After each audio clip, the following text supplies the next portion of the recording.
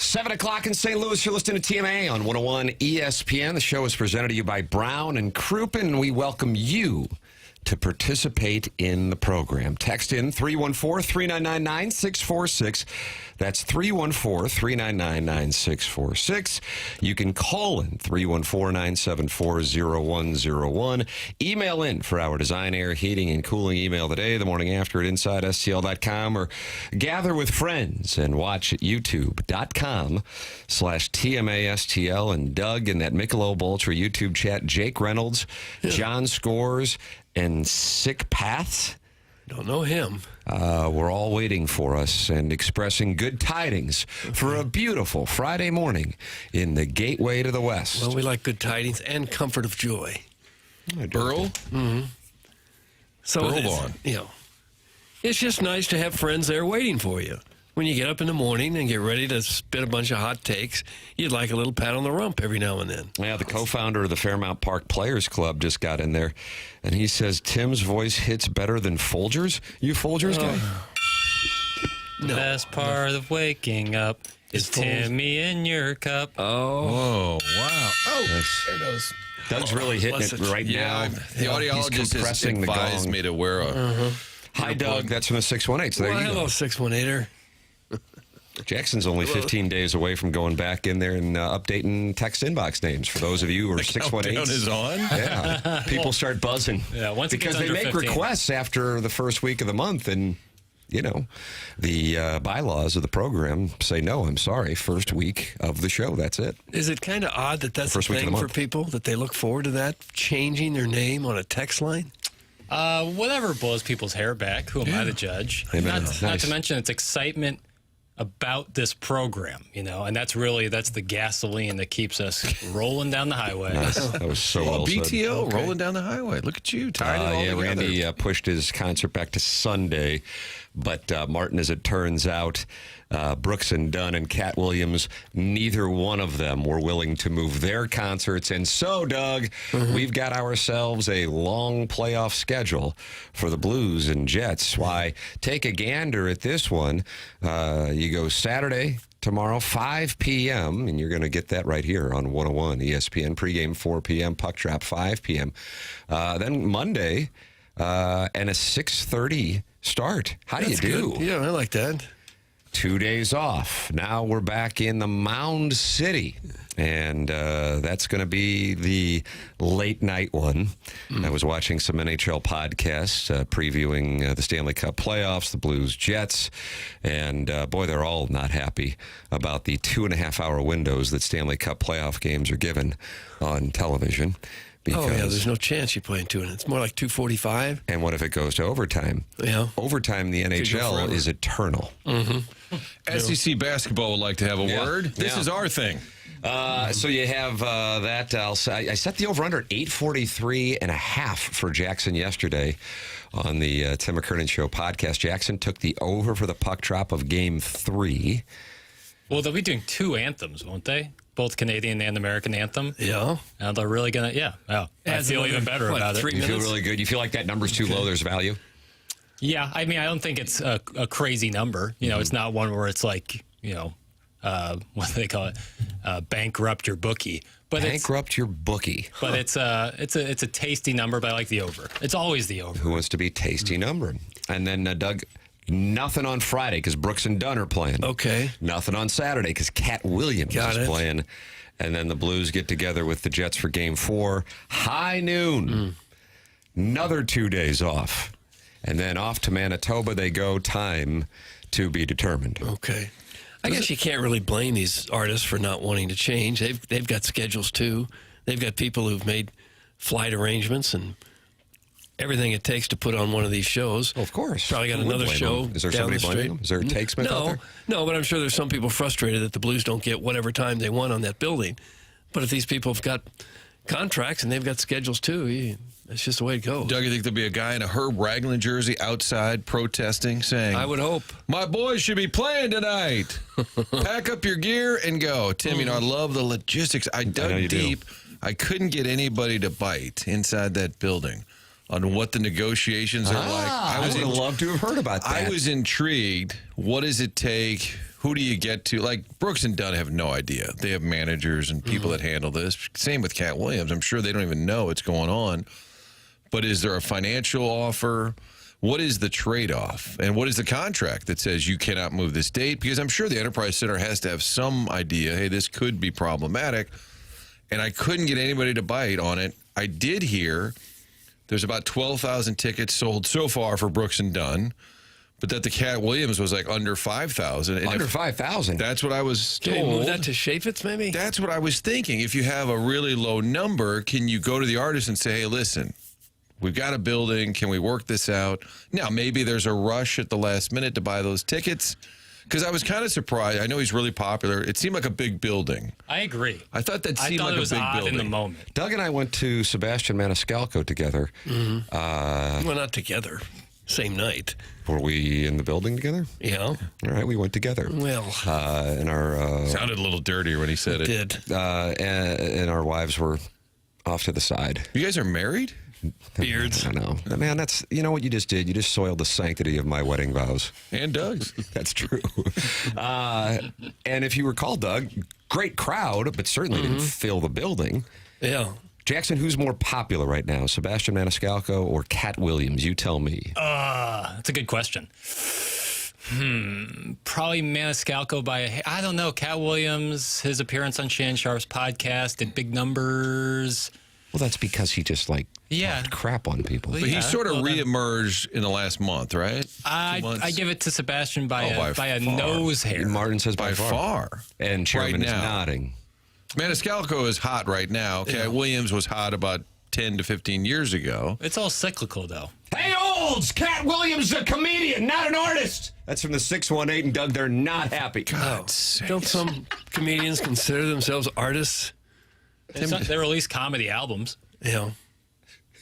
Yeah. Is there a YouTube camera in the KC studio? I'd like to rewind it 30 seconds ago when Tim screams. I always picture them getting knocked off the air. I still picture KC playing vinyl and over there all right, man, let's do some Meatloaf. And then it just skips a beat because Tim read that text.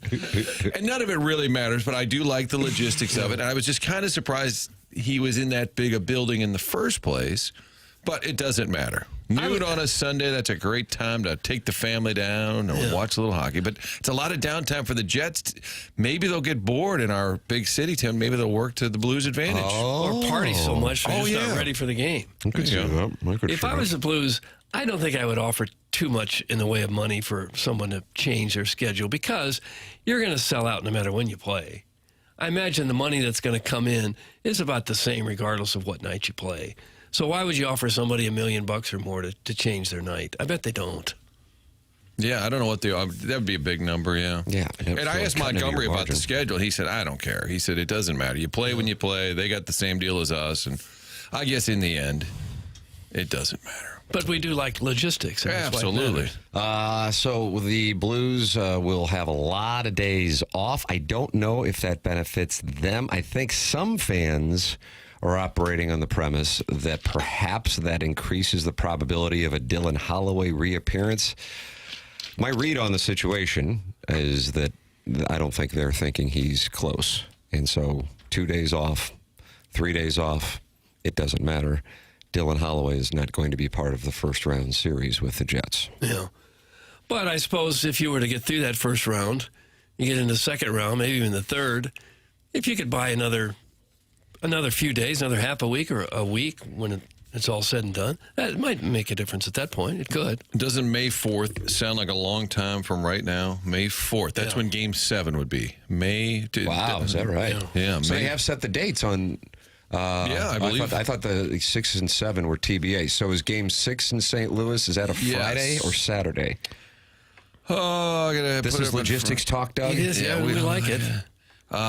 Friday, May 2nd would be Game 6 Pony. I just announced a pony. at Enterprise Pony. Center. Sundress season. Pony. Doug, Really? be ready. Well, I don't have a sundress. This should be the first episode of The Real Housewives of TMA, Game 6 of the Blues and Jets. We could try to make that happen. Maybe out back at Harry's, have them all just kind of having Harry a Cosmo. They got absolutely Have a nice day leveled. cafe. Velvet room. Friday, May 2nd will be Game 6. I think most of us feel this will go at least 6. So that's a night. Put it on the calendar. And then if they advance to a Game 7, Sunday, May 4th. Yeah, that seems like that's like 3 weeks away. It is. I guess it- two. Kind of is 2.5. Two-ish, anyway, yeah. But Bob Thomas not on the ice yesterday, and I think people are like, oh, boy. But And he rescheduled his appearance on this program. And there were some people, to their credit, I guess, who were going, oh, what's going on with him not coming on the show? I wonder if that means the injury from Tuesday night against Utah is more serious. For the record, on the Stiefel dossier today, March 10, he is going to be with us at 8:30.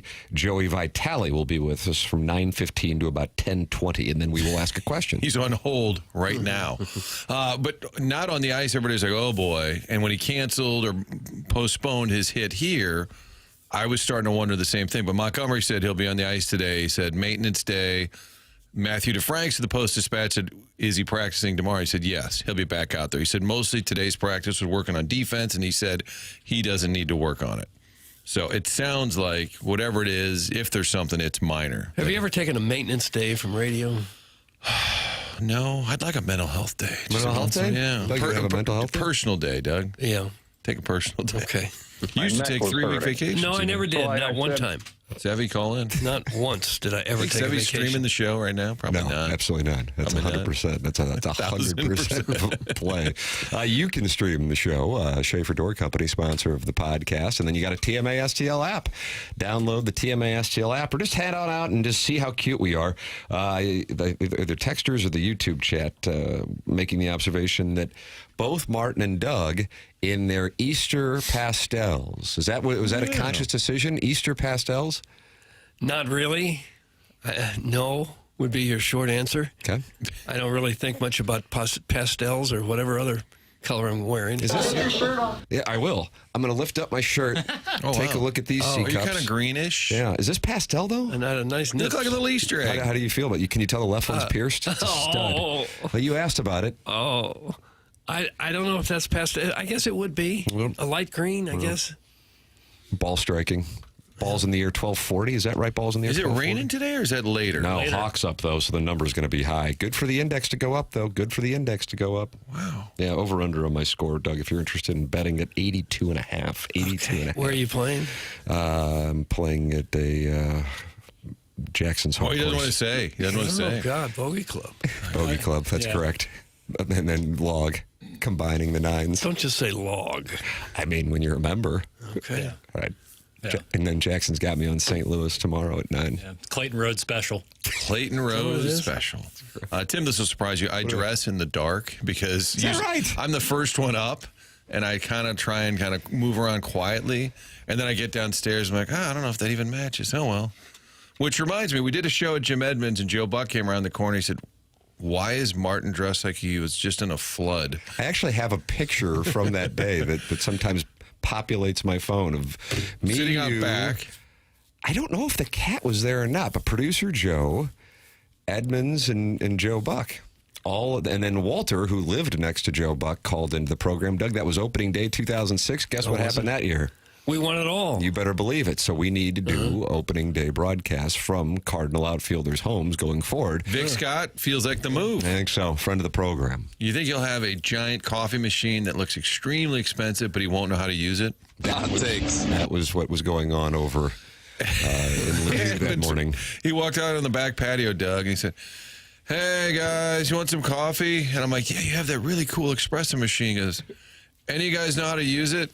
I'm like, it's your house. How'd you guys promote that? Was it, hey, we're doing the show live from Jim Edmonds' backyard? Yeah. That's pretty That's awesome. actually it. That probably cool. sums it I up. think it workshopped itself at spring training. Really? He became a friend of the program in the 2006 spring training because he wasn't really interested in participating in the drills. In baseball. You And sure then got a catch today? He would walk back and forth thinking that Martin, the cat, and I were just sitting at a table and acting like we were doing a show, which might be the case. There's some And people he in goes, "You media, guys I even wonder." talking to anybody?"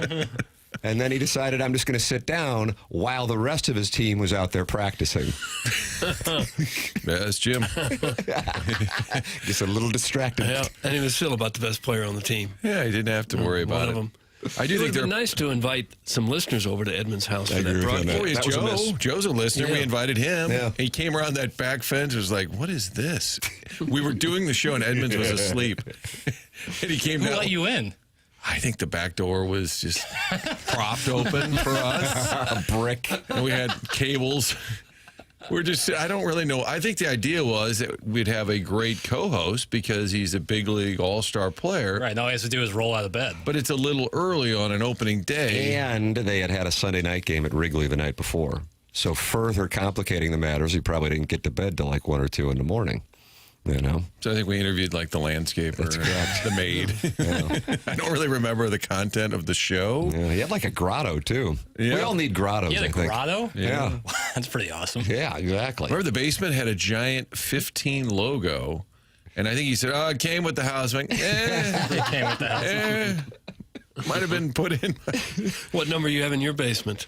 2. Fox 2, Doug. Oh, that's it. Of course. But it came with the home. You didn't put that in. It came, yeah, it was there when I got there. All the Emmys on the wall, Doug. Those came when I came Yeah. with the house. Doug, do you pronounce it ribald, ribald, ribald, I think it's ribald? ribald. There you go. Just catching up on your ribald show. Connecticut is a stain on the map. In New England, there is nothing more vile or looked down upon than being from Connecticut. It's a pool of sewage, kind of like the Lake of the Ozarks. That's from Mitch. That's a Jeez. Cumstein. It's a strong Cumstein. It's one of the best Cumsteins ever. Doug, Mitch Cumstein. You remember him? Not really. Putting with the daughter of the dean. Connecticut's one of the few states I've never been in. I've always thought it would probably be really nice. And this guy says no. I think Money from Manhattan enjoys residing there and taking the train in. Jackson, is that correct? Because I know that's Is it where not a you... ferry? That was a ferry. A ferry from Connecticut to New York City? To the island, Long Island. Well, I'm talking about Manhattan. Then, yeah, I think that's probably a bridge situation. Situation. But New think York, there- I it's think- a bigger state than that. It's not just New York. There's more to Connecticut than New York. There's It's a a mouthful there. slice of Connecticut. What is going on with our... Are you running cables? What is I have to going charge my on over laptop. there? My If you're watching on headphones aren't long YouTube, you're enough. seeing this nonsense. I got to plug this in. No one move You or look get like a up or else Walenda anything. brother on a tightrope. You look like you're about to fall. Yep. Here we go. All right, we're good. Please continue. Okay. Okay, well, the show starts at 7. I mean, Yeah. Doug was running cables at 5:30 this morning. I think there's a slice of I thought we were at Connecticut. Edmund's house today. You were running I was cables. waiting. I was waiting His there. house. It's probably open, probably available. Hey, Jim, we're at your house. I'm farming. Mitch is 100 with that skank of the Ozarks take. What a dump. That's from Sharon. Wow. In Clayton, Sanibel, Maui, and Michigan. And now she is on the attack of the working man's vacation spot. And Doug, that is just going to make her more and more the heel of your Real Housewives of TMA. She called it the skank of the Ozarks? Yeah, that's what she did. My goodness. I She think- enjoys a mimosa overlooking the Gulf down there in Sanibel. The Gulf of Doug. Did we rename it? I'd like to. I think Connecticut, the slice above New York, is really fancy. I think you get into the Hartfords, it's kind of a... What about the Bristol with the mothership? I think But stores. Stores, Jimmy Calhoun. I think Hartford's kind of like a poor man's Boston or something, you know. And so you get different shades of Connecticut, I think, depending on where you are in the state. Guys, Greenwich, Connecticut makes Huntley look like Lower Arnold. Thanks. That's from Minute Bowl eligible. That's what I'm saying. There's a slice there that's extremely fancy, and then I think you get a little inland there, and it changes. But what does Lower Arnold look like? Chairman? Chairman? Yeah, Chairman's. Yeah, we need you on this one. Down there by the water tower is pretty nice. Yeah, that Cracker Barrel. Yeah. That Cracker Barrel's a pony. But Grilled that's not chicken lower. sandwich. That'd be Upper Arnold, wouldn't it? Upper. Water Tower? Yeah, as you get down near Richardson Road is kind of Lower Arnold, but then you're getting into the Imperial area. It's a real wiffle ball hotbed. Is it really? Hold on. How would one know that? Well, Martin, that's a great question. Yeah, In obviously don't know about Lawa. 2014, you haven't gotten to season 2014 of I TMA? kind of hit a block with my listening. Well, you must be in the 2007 season. Yeah, there were When people I hit a block calling in. with the hosting portion of the program. No, I just skipped that year. Yeah, I wish I could have. In 2014, I was doing a program, I was doing mornings on this program, and in order to just get the business off the ground, doing afternoons with our friend Jim Edmonds. And in a stunning gesture, there's a chance Jason Isringhausen is listening. I think there's no chance that Jim Edmonds is listening. Both Edmonds and Isringhausen, we were doing a wiffle ball tournament over at Francis Park, and they said that they would be willing to play the winning team of the wiffle ball tournament. And as it turns out, I visualized wiffle ball as what I was playing back in the alleys of the South Side growing up. And there are guys who can make a wiffle ball go a wide variety of directions in between the mound and home plate that are uncharacteristic of what a baseball can do. Isringhausen, to his credit, was aware of this, and what they do is with a razor blade, they cut the wiffle ball, and the thing goes up, down, left, right, and it's virtually unhittable. So I don't know if you ever covered this on the 2 Fox. I'd recommend it for Sports Final. There is a league called LAWA, and that is the Lower Arnold Wiffle Ball Association. We got a half-hour nightly show, and I think there'll Yeah, be this a could be chance. 15 I minutes. think there's a chance. I'm writing this down. Bring him into the studio, have him pitch to you, and see if he can hit it. And the LAWA boys tore through the TMA Wiffle Ball Tournament in 2014 at Francis Park, and they got the chance to meet Jason Isringhausen and Jim Edmonds in the championship, and they just tore them up. I mean, they shut him down. You had a guy, both Cardinal Hall of Famers. One might wind up in Cooperstown, and it's not like Isringhausen couldn't hit, so he could hit, but they were flailing at the pitchers from the Lower Arnold Wiffle Ball Association. So whereas San Pedro de Macorís is the home of the light-hitting middle infielder, Lower Arnold is the home of the wiffle ball pitcher. Yeah. Well, thank you for explaining. Look at this. No. Yeah. It's a wiffle ball hotbed. It is what a I was wiffle ball told. hotbed. Yeah. So should we look for that this Sunday night? We do have a Blues playoff series going on. Yeah. Try and wedge it in. It feels more like a June vehicle when things are a little quiet. Right.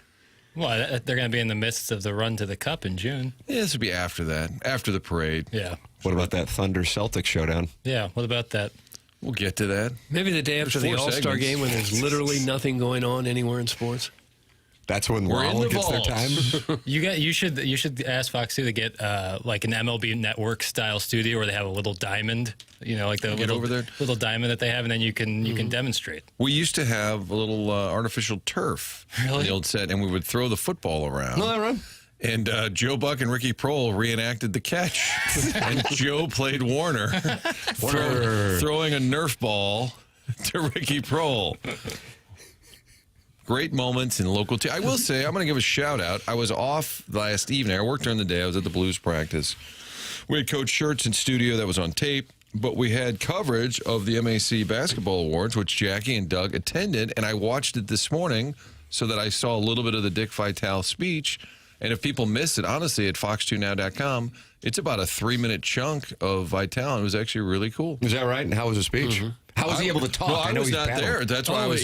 He was outstanding. Outstanding. How was he able to talk? Very well. Was he good? Yeah, unless you had known he'd been through all this cancer problems, you wouldn't really have known that he had many health issues at all. Did he mention any Irish people? No, quite a few Italians. A lot of No Irish. paisanos in the clip I saw. Yeah, yeah. It was awesome. No, yeah, Jackie he looks B like was he's there. doing. He looks like he's doing very well. He is 83, so anyone. He's 83. I thought he was 85. I think it was 86. Oh well, how old is the man? Well, you're the one who said it, Well, bro. I thought I read it yesterday. He was 83. He said, mark my words. 85. 85. I'll be calling games when I'm 100. Yeah. Wow. Yeah, it was awesome. He speaks like he's exactly a speech like that is exactly what you think he'd say, and he says it with all the passion. You can tell it's not forced. His dedication to raising money for pediatric cancer is unbelievable. And like I didn't really sink into me until he took the stage. I was like, oh my God, Dick Vitale's about to speak. Like It was about as cool a moment as you can have. All off the cuff. Yeah. No Didn't script really in work. front of him. Yeah, just kind of meandered around everywhere. Every time he would which was mention great. someone's name, he would have a story about that person, and then he would somehow get back to his point. It was unlike QFTA. Whoa! Whoa! Gosh, I didn't know we were going there. Yeah, I just got a Took jab to the shrapnel. gut. He seemed genuinely excited about being on the hill and finding out that was Yogi Berra's house. And he said, I'm like a stops little in Dogtown? kid. Yeah. Posting it on Facebook. Did he talk about what restaurantes he went to? He went to Lorenzo's and he yeah. talked about Yeah. that. Oh, did he? Yeah.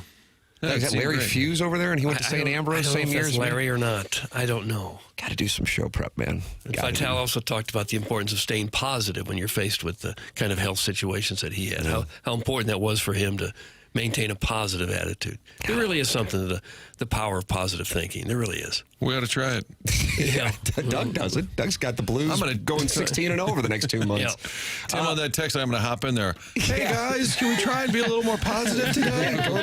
Go in there. Shut up, fatty. Jackson, who else spoke?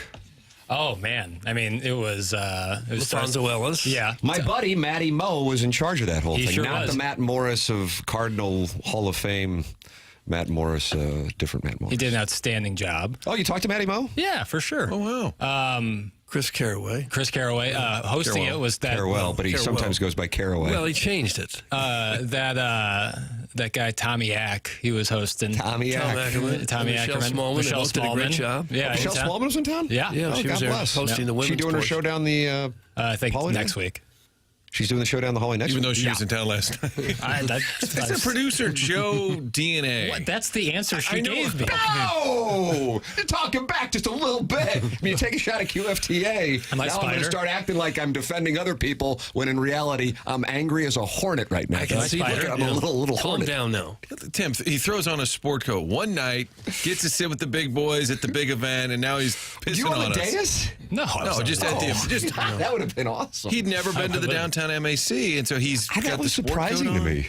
Yeah, never been to the one off 270 a bunch, but never to the. They got a nice fillet, don't they? Yeah, it was great.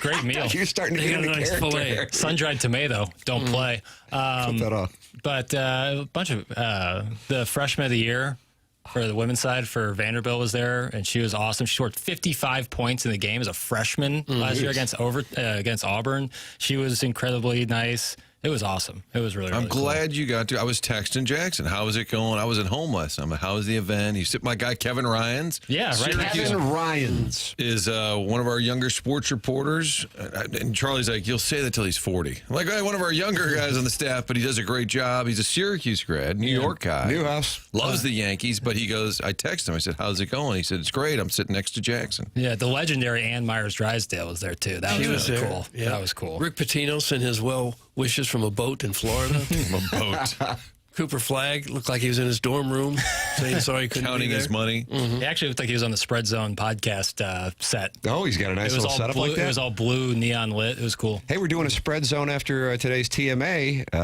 Riz, Stalter, and myself, and we're breaking down the Stanley Cup playoffs. You interested? Y'all got that? Y'all got that. Yeah, I'll tune in. But Could what you does that imagine? mean? What would I say? I don't even know who's playing outside the Blues and Jets. That would Can make you it name more one other interesting. series? That I would- think you can. I think if I really said, okay, Jackson, here's $100, name it, which I'm not doing. Here's another series. Hurricanes and Devils, because we talked about it yesterday. You remember that? Of Yeah. all of the series, that would have been the long shot play. I thought you would have been able to go to Stars Avalanche. Nope. That's news to me. Wow. Think Nuggets, Mavs, Wow, there you go. Dallas, Denver. Well, right? now I know. Yeah. Okay. Did you see Calgary won last night, so the Blues got in the playoffs because they had one more regulation time How victory. about that? They wound up both with 96 points. How about that? Doug, that'll be a nice little footnote Yeah. at that Parade Down Market on June 14th, and people are starting to put their lawn chairs down. Noon is when that will get underway. And the lawn chairs are going there now On Market. That's correct. just to get your spot. That's correct. Okay. Now that's positive thinking. There you go. See? Positive that your lawn chair is still going to be there an hour from now. Robert Thomas is going to talk about a wide variety of topics at 8:30. Martin, logistics-wise, are these boys Flying out today. Today, They got a okay. little practice this afternoon. You know those practices are open to the public. You can go out there and see a Stanley Cup playoff practice. I was sitting there at Centene Community Ice Center, and there was just a handful. But I'm like, if you're on your lunch break or whatever, you're watching. If you're a fan, they've always done that. Remember the old mills up in Hazelwood? Really nice. The mall that was? And you would leave practice and say, God, is that Auntie Anne still open? Would you leave and then go go-kart racing? It's The awesome. go-karts came later when everything really? shut down. The ice rink is still functioning up there. It's hard to About get, all that's left. that thing just didn't work. It was We on, kind of knew it right when they built it. We kind of knew this isn't going to work. Well, where did you put this mall? I'm sure some of the investors wish you would have been in the board meeting. Well, it was Laurie, wasn't it? It was the owner of the Blues. is that right? I think so. I think he was the one who built that for the Blues. What do you think he regrets more, that or the Pronger trade? Not bringing, Probably not that. bringing the Grizzlies from Vancouver to St. Louis. That probably cost him more. Oh, money. Jackson that was my way of getting back at Jackson. That one just got him. That one just we're even landed. You now. take a shot at QFTA. Thank you, Martin. We're going to talk NBA, but that almost came here. Yep. Almost. Robert Thomas, Joey Vitale, Design Air Heating and Cooling Email of the Day, Drops of the Week. It's all coming your way on the program. The program's called The Morning After. It airs on 101 ESPN and on YouTube. Just type in TMASTL, and there we are. And Doug and Martin are celebrating Easter, wearing pastels. And I think I might be too. Here, I'm going to lift my shirt up again. I so you see can it see again. the left nipple has the stud. Okay. Oh, God. And then the right one. Don't point it at me. Well, you're the one staring at it like it's on the menu. Headlights, Yeah, baby. get your shirt raised. Like Is I'm that on the- improper in the workplace? And don't on say the- headlights, baby. He said like I'm on the menu. Yeah. Yeah. It's a tiny little appetizer. Oh. It's the morning after 101 ESPN.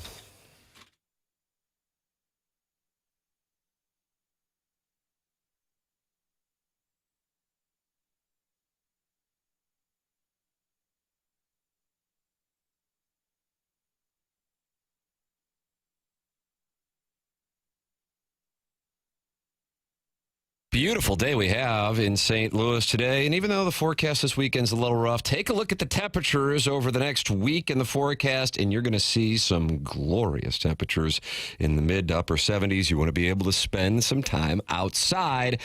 This is the time to get it taken care of with Aesthetic Design and Build. They specialize in building high-quality custom decks and outdoor living spaces, and they've been doing it for over 30 years. Dan and his team have a showroom in Chesterfield Valley, and they walked me through all the different types of custom work they're capable of doing. I was so impressed. I said, hey, do you guys mind coming to my home so we can take a look at some of the options for our outdoor living space?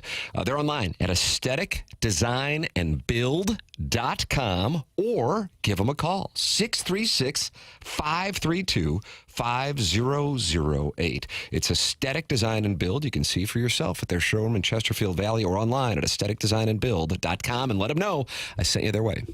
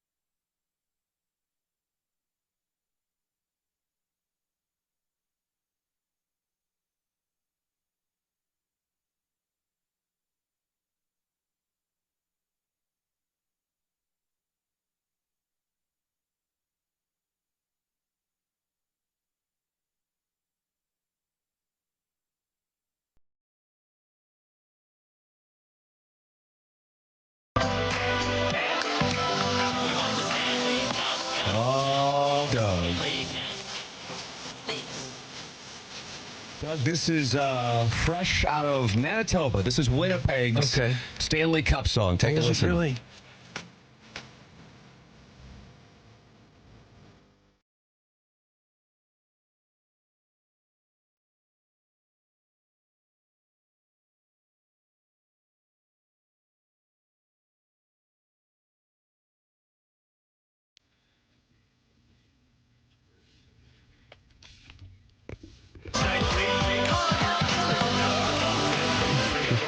I don't mind it. Better.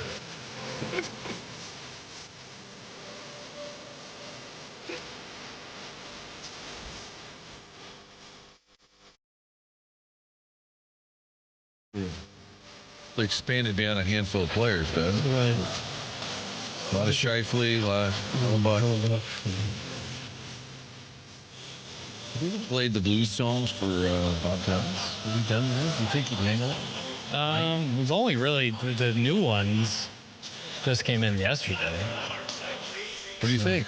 Of course, I'm done with both of them. This is the hottest of garbage. That's from Who's Your Daddy? Mongo says Canada is not a serious place and should be treated as such. From the 636, the Jets deserve to lose solely for this song. And then Bobby Big Wheels writes, yikes. Doug, do you like when somebody tweets at you? No, I don't. No. Yikes. I don't care for that at all. And why isn't Canada a serious place? Mongo, you're going to have to call in 314-974-0101, Callier and Thompson phone lines. Doug, favorite Canadian? Favorite Canadian? Wow. Alex Trebek? That's a nice Great point. answer. That's a great answer. Outstanding, Doug. Thank you. My blank was John Candy, but Another How great about answer. Bernie Federko? 3 great answers. If I were to localize it, I would say number 39, number 1 in your hearts, Kelly Chase. And from my world, I would go with the late August Ames. The late August No, I don't know him. Her. Oh. And you can look her up, probably on a home computer, though. You're going to have Robert Thomas as a favorite Canadian joining us, and then Joey Vitale as a favorite Oakvillian joining us. Okay. Coming up on today's Stiefel dossier, plus the drops of the week and the Design Air Heating and Cooling email of the day, the morning after at InsideSTL.com. Doug, the Cardinals played last night, and it didn't go particularly well. Andre Palante didn't pitch poorly. He had a bad start to the game, then was able to kind of keep the Mets in check. But Griffin Canning of the Southside Seamen went out there and shut these bats down. 8 strikeouts. And the Cardinals didn't ever to get anything going offensively, and they lose to the Mets to open up the road trip. It's one thing the Cardinals hadn't been doing a lot of this year is striking out. Last night they fanned a total of 11 times. That hurts. Did not put the ball in play at all. And, Tim, do you like fanned? yeah. Fanned 11 times. Instead of strikeout. Oh, yeah. It's kind of old school. Fanned him. I was Jay thinking of it as a Senior. noun, but yeah, now that you mentioned it, They it's kind of... fanned 11 times. I like that. Here is Ali Marmol spinning the positive from last night's loss. Much better job of mixing, using the slider a little more. Just the mix got better as the game went on. Velo held and continued to throw up zero, so it was good to see him able to do that.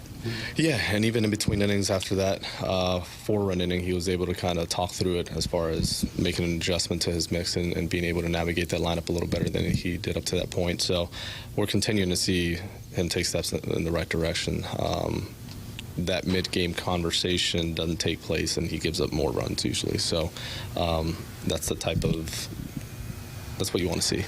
Cardinals talking about Palante there was what Marmol was doing. He wound up going 6 innings, giving up 7 hits, 4 earned runs. He only struck out 2, whereas Canning struck out 8. And as we said earlier, they fanned 11 I like that. Cardinals, but all the damage came in the second inning. Brendan Donovan, as he starts to, there's a little buzz. Some of the national media is starting to talk about it, starting to track down Joe DiMaggio. Doug, with the hitting streak, it continues. He got 1 hit last night, and he was responsible for the RBI, and he's only 4 games back at DiMaggio? Well, 5? a few more than that. He had 56. Donnie, that boy is scrappy. Doesn't sound like you recognize Makes the fans real happy. Nice. Is it Wilson, too soon to contact his family, Tim, and have them start to travel around? I'd like to see that. The Bortuzos came in from Thunder Bay. Joe DiMaggio's great-great-grandson is in the building tonight, just in case history is made. He has to go to every game until mid-August. I think Gretzky had to do that for a little bit. With I think he was very happy to see that come to an end. He'd seen enough caps for the year. Wilson Contreras dug 0 for 3 with a strikeout. He is now at $1.39. Jackson, one of your favorite Twitter accounts, and perhaps if you're a TMA longtime listener, this should be one of your favorites, is Back After This. Funhouse. Yeah. And made the observation last night, kind of not making an observation on Mike Francesa, but instead, when the Cardinal lineup was posted, Funhouse is a New York account. Both Yankees and Mets talk on there, along with Knicks and Ranges and Devils and Isles and Giants and Jets. But they sent out the Cardinal lineup and says, whenever you can play someone at first base who hits 140 with no power and is a defensive liability, you got to do it. So Back After This, taking a shot. Keep him right up there at the top of the lineup, too. You know who else is not hitting much is Juan Soto. He's at 221 for the Mets. And he's making, what, $5 billion this season alone? $5 billion is this year's contract. He's not hit much. I saw one of the New York hosts was like teeing him up. He's done with him already. Is that right? He's moved on. Is it Sal? Jax, is it Sal Licata? I think That's a human. Oh, it's a human. Nice, wow. Martin. Well, I know. Yeah. No, I saw an awful announcing tweet that said Sal Licata's had enough. He's calling for Soto's head after 18 games. Was he the guy who won a contest and became a host? I'm not saying that flippantly. There was some guy. Well, there's some guy in New York. How'd you get your job, pal? There was some guy in New York. He's like a real big Jets guy. What's his name? Joe. I don't do the crowdsourcing. Is he a Joe B. Yeah, he's a human, pal. There you go. Nice, There's your Martin. answer. Right back I at earned him. that one. Right back Joe at him. Bonino. You talk about Joe Bonito. No, maybe not Joe Bonino. Oh, this is the drop with the guy that talks about his hair and his podcast downloads? That's Don LaGreca. Did he win a contest? No, I think he might be classically trained. Classically Oh, trained. Newhouse as well. Yes, he guest hosted FAN by winning a contest held by the station. Joe Bonino. Doug, imagine getting into Syracuse or Northwestern and going, I'm going to major in journalism. God, that's unfortunate. And then you say, I almost had a job, but some guy won a contest. Yeah, he won a contest. Made a and shot from became a half host. court at the Billiken game. That's how hard it is to get Afternoon these jobs. drive. That's how hard it is. So much training is required. When you can hand it off to somebody who just drove by the station.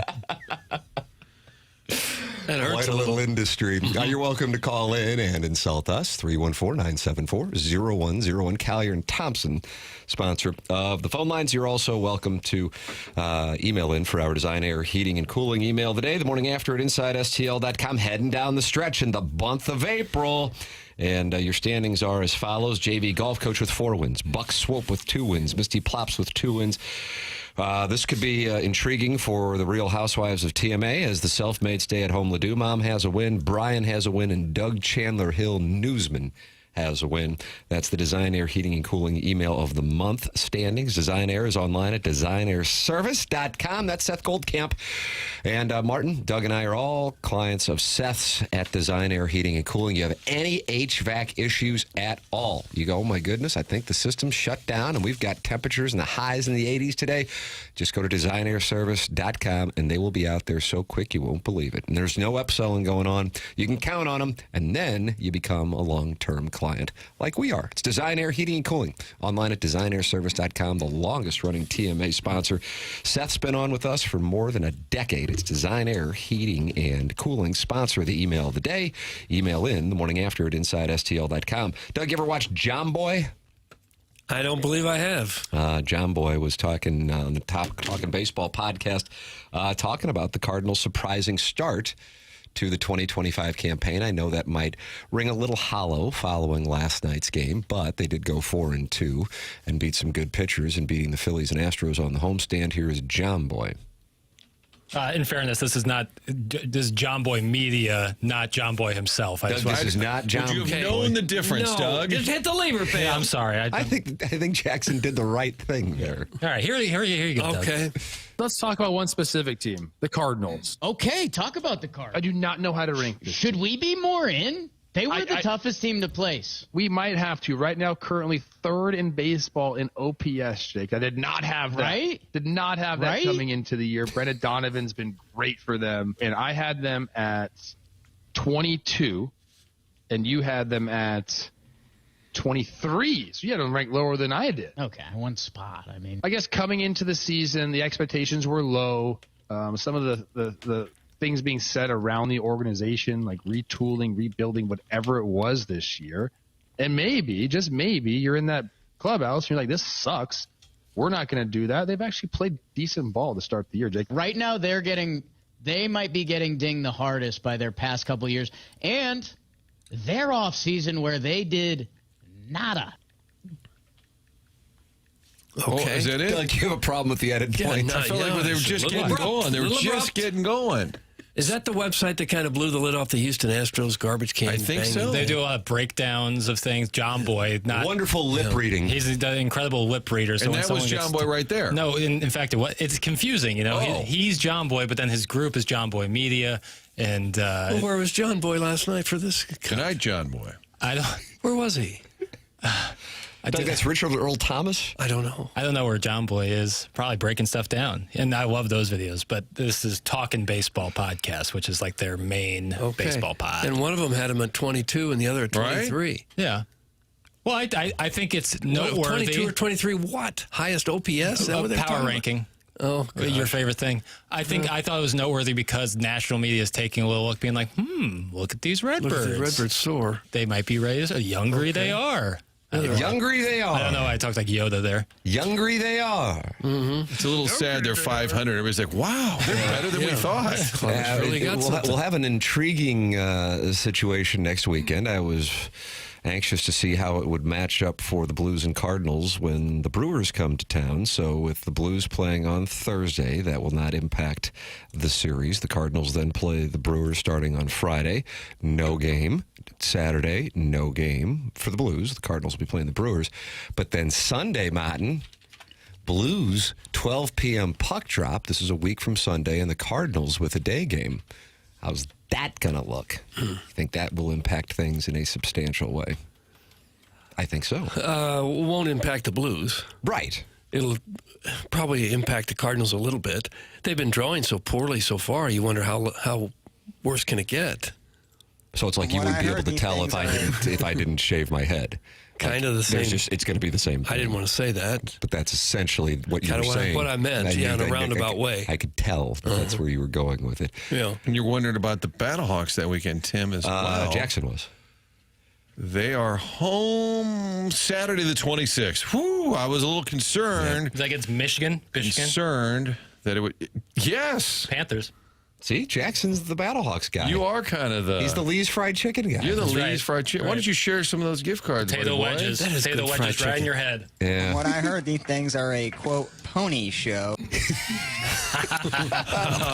Well, there you go. And so the Jets are in town just hanging out. There you go. You got a chance to Yeah. go to the Panthers and Battlehawks 6 o'clock game on the 26th. Pony. Jeff Fisher's not still coaching that bunch, is he? He is not. A lot of crowdsourcing this morning. Here he is. A lot of That's not me. crowdsourcing He this stepped morning. aside, I think, before last season. I want Jackson, to say. did you announce on air that you won't be able to go to the Plowhawks wedding because of Sweet Sweet Kai's wedding? I did not, but it's that can be I public thought you info. said that yesterday. I don't know if it was on air or not.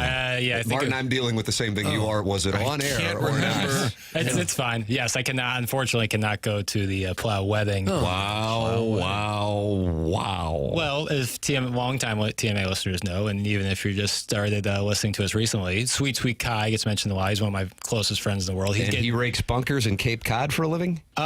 He does a lot of things, but yeah, sometimes Cryptic. He's a sand trap technician. he's worked on a golf he a course or plumber? two. No, not for Stephen Wildwood. And he is getting married that same weekend in Cape Cod, so I'll be out there. Huh, a little fancier up there, isn't it?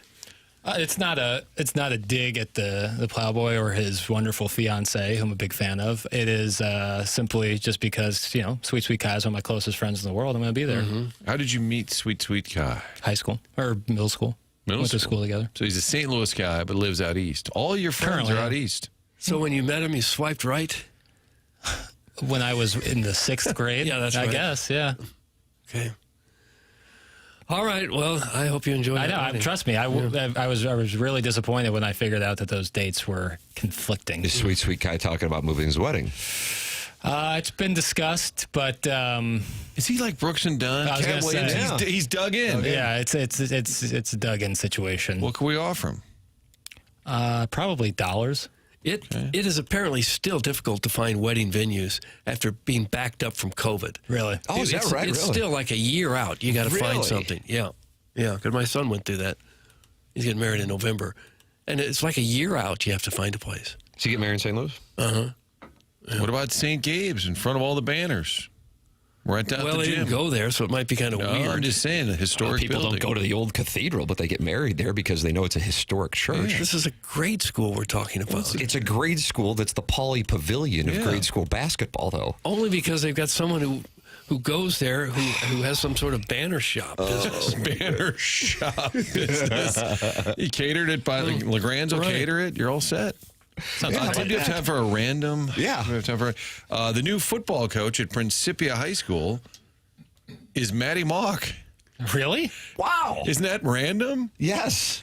Matty Mock, the former Mizzou quarterback, I guess he's been coaching as an assistant the last couple of years. His dad, his brother, they're coaches in other parts of Missouri. And he is the new. Somebody sent me, the great Nate Latch sent me this screenshot yesterday. And I said, wow, random. Matty Mock, former Mizzou quarterback. Good luck to him. Yeah, new head coach at Principia. I just hadn't heard his name in a while. They've kind of ratcheted up their sports programs. there. Absolutely. Jay Blossom. Yeah. Jay Blossom. There you go. That's as random as I could get, Tim. Okay, but it was nice. It was a nice little Former tidbit. Mizzou. Got to get over. That feels like Lower Arnold wiffle ball just got pushed down one notch. Yeah, wow. Matty Mock, former Mizzou QB, on the set. Oh, what do you think, Doug? June 23rd, maybe 24th, one of those days. Yeah, that's probably a good time right after the parade. Doug, windows on Washington closed. That's from Big Paws. Well, now, why would they address that to me? You were talking about wedding venues Oh, for okay. Greg Vaughn. And that was a lot of people got married there. I've been to some receptions at Windows on Washington. I feel like the actual ceremony, there's plenty of places, but the reception being Yeah, that's the biggest issue. So why don't we open up a banquet hall right quick? Yeah, you could make some money. Will we have a Sure. theme? Just play TMA all day, I guess. Oh, Yeah, Skeletons we up on- we DJ with segments. Have the YouTube chat and the text inbox on the screens. Yeah, like People MF us. ask Tony when they lift the bride and groom up on the chair. Wow. How nice would that be? DJ JB up there is like, okay, here's a Cardinal fan song from 2019. All right. Lukewarm water bottles will be available for purchase. Lukewarm. Is Sweet Sweet Kai getting married in St. Louis? No, Cape Cod. Cape Cod. This guy's old money, huh? It really is. So you're going to Cape Cod? Look at you. What are you flying for that? Boston? Yeah, Boston. Yeah. You going PJ? Yeah. Are you flying out of Spirit, huh? No. Probably out of Terminal 2. Is the girlfriend going? She is not. Interesting, Martin. Friction. That Manti Te'o thing. Thought she would enjoy a nice trip to Cape Cod. Sure, she would have. She would love to have gone. I'll go. That's, Sweet Sweet Kai didn't offer a +1, did he? Huh? he did not. But and that's Recovering alcoholic from Belleville and Webster Groves is going to be. Well, you gotta feed these plus ones. You gotta feed them. It's a very small Oh, okay. wedding. It's a very Are small you in the wedding? No, but it's there's very few people going. So it's Why didn't you go to the Plowhawks wedding then? because I have It's to. really this is my- disappointing. if it was like most other people, I would certainly take the plow wedding over it. But this is Yeah. one of my closest friends in the world. He didn't give you +1. Not You must have not you feel in the the same wedding? way. not because of. Well, there's also going to be like another thing. I don't Sweet Sweet want to Kai. air out my buddies. No, you're deal. exasperated. That's fine. Okay, It's we'll move fine. on. Sweet Sweet Kai call. 1,000% Jackson's girlfriend does not exist. That's from Jackson's lone wispy pube. So Whatever. you've been lying to us for 2 years. Yep. Been a ruse. No, it's tough. I didn't set up the wedding. He sent me you an did not. invite. Yeah. It was originally thought maybe +1, and it wasn't. It's no big deal. Sweet Sweet Kai, call in. He's called in before. Call in, sweet. Martin Stanley Bits at 7-Eleven. I like to audit the text line, Tim. It's Oh, okay. 7-Eleven, he said, anyone answering those phones? Chairman Kurt, Chairman Kurt's right there. Yeah, this Callier was a Thompson while phone ago. lines. 314-974-0101. Coming up, Robert Thomas, 8:30. Joey Vitale, 9:15. Drops of the week coming up in the Fisher Window and Door Store. 8 o'clock hour. Design, Air, Heating, and Cooling email of the day is coming up at about 10:45. Tim McKernan, Doug Vaughn, Martin Kilcoyne, Jackson Burkett, Chairman Kurt Mans, the Callier and Thompson phone lines. This is the Morning After, and it's presented to you by Brown and Crouppen on 101 ESPN and the TMA STL YouTube channel.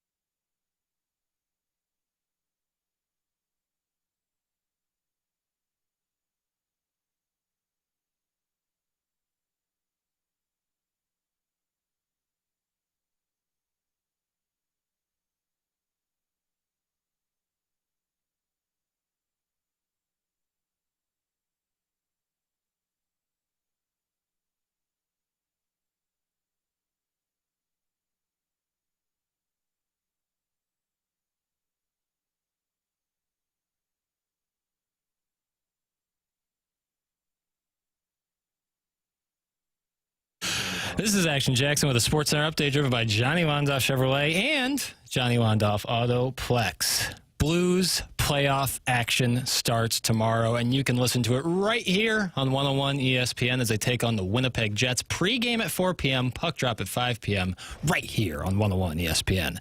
That was another Sports Center update driven by Johnny Wandoff Chevrolet and Johnny Wandoff Autoplex. See them at wandoff.com. Chevy, together we drive. Are you kidding me?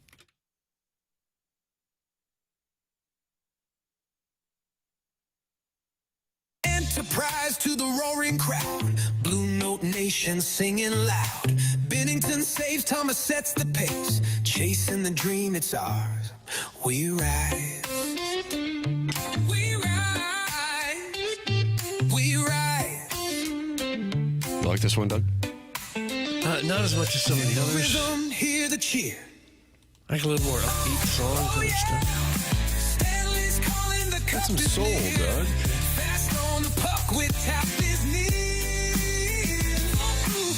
Martin, I know you're new here, but one of the phenomena, I think it's not. I never say phenomena.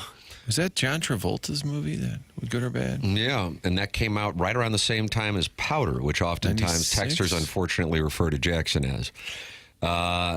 Is that listeners send in pictures of their wives unprompted? Don't know why. We were workshopping in a commercial break how that came to pass. We believe the late, great Jay Randolph Jr. Started that trend. And for whatever reason, I guess, Doug, it's to try to catch your eye as you are the executive producer of The Real Housewives of TMA. That's right. The Swing Haven board member, Martin, I guess now at this point you got to go back a little bit in your comfort service text inbox with the number of texts that have come in, has sent in a picture of what he claims to be is his wife, and he would like this to be, Doug, the lady who is one of the stars. Okay. Now, that reaction tells me you're just skeptical. a regular old gal you'd see at Walmart. Or Victoria's Secret catalog, one of the two. Yeah. So, Who sent this in? Okay, Swing Haven board member, and that was sent in at 7:22. Oh, boy. I guess she's in. I guess she's in. I guess we owe it to the listeners to get her in. Yeah. Sharon and Clayton is in. Mm-hmm. The self-made stay-at-home Ledoux mom is I think so, in drag. in. Yeah. And if he's then in one drag. more. I guess there's room for another one, yeah. All right. Well, who are you going to go with? I don't know. I have to look at the pictures. You got the auditions, and they're going to be We do need some Brio? star power. We need some star power in there. You need somebody that's sassy. Mm-hmm. It's going to cause trouble. on Sharon the and set. Clayton sassy. Yeah. Self-made stay-at-home Ledoux mom sassy. We need somebody that'll throw a mimosa in a gal's face. Somebody a little mouthy. Housewives of TMA. We got Dolly has already recorded the theme song, which is nice. Scott's Wrinkled Ballsack, who has a wife who's been to many TMA events, says, has there been an age range set for the Real Housewives of TMA? Just trying to figure out if my wife fits the criteria here. Thanks. I believe his wife is in her 20s. Oh, is that where she's that young? I thought Scott was in his 20s. Yeah. They're right around 30 either way. I'd say 25 or older. Yeah. Okay. Well, yeah, I guess she would be in. You're kind of the Andy Cohen of this show. What was Bachelor Baseball's age range? Was it like 38 to 47 or That was something? like 45 to 58. Yeah, it probably sounds more accurate. Then he moved the needle a little bit. But never found someone, right? We don't know because the show ended and we're like, all right, we're going in. It's opening day. The We're like, skipper we came over. What were we supposed to do? We kind of had unfinished business. We had the Hall of Fame manager discussing baseball, and then we had a date that we didn't really help a guy with, and we kind of just let it wither on the vine. How would the skipper have handled it if we told him, sorry, we just don't have time for you? You know, you walked all the way up here. We appreciate that, but we're trying to get this fella a date. We don't have time for your interview. Yeah, Still doing crap. you guys are really evolved. Baldwin Beer Bitch, who won a Listener of the Month award last year, says, this is set in caps, Doug. This is bull. I am going to submit a sunshine request into this casting process. She is not happy that she is not being cast. Okay, well, she has a chance to get in there. Well, you got a budget. She's got to be sassy. We have no budget. That's why I say it could be 15. No We're not paying anybody budget. nothing. Hello, bitch. Okay, I'll volunteer as a tribute. Jackie, please change my name to Big Blonde Danielle. Just don't tell my wife. That's from Big Blonde Dan. Sharon in Clayton says, I'll happily throw a mimosa. Just pour it into the Waterford and away I go. Okay. It's a Waterford. Is that crystal? Crystal. Crystal? Yeah, it's fancy wine glasses and Made in Ireland, Tim. I've been to the Waterford have the factory. How to treat you? Do you have some booze? We're running. Is everything in Ireland like, good morning, top of the morning, did you want some booze? Well, it's a stereotype. Is this a cup factory? No, they make beautiful glass items. Kim, my mom, and I were in Ireland, and we went on the Waterford Crystal tour. Just felt like something to do while you're there. Would you recommend it? Not really. I mean, it's beautiful. But the ladies like while you're there, like you would send your dad. I was going to say your mom and dad. I was about to say, But you not think my your dad would like to go on? this Timmy, is I'm not doing that this is crap stupid. today. Let's go down to Killarney and wear some Notre Dame gear. We're going to have a Guinness. We're not going to It's mess around beautiful. with The this works- crap. Tell your mother and the wives can go over there. There I'm you not go. doing this crap There you today. I want to watch the golf. Tell your mother that's fine. That's fine. I'm not doing that crap. So he doesn't talk to his wife. You tell. You're the in They can between. do that stuff today. I'm not doing that. I'm in Ireland looking at Crystal. Has he been to Ireland? Oh, yeah. Oh, okay. For their 50th wedding anniversary, my brothers and my sister we're going to the Ryder Cup. Oh, wow. Look Yeah, at you. 27.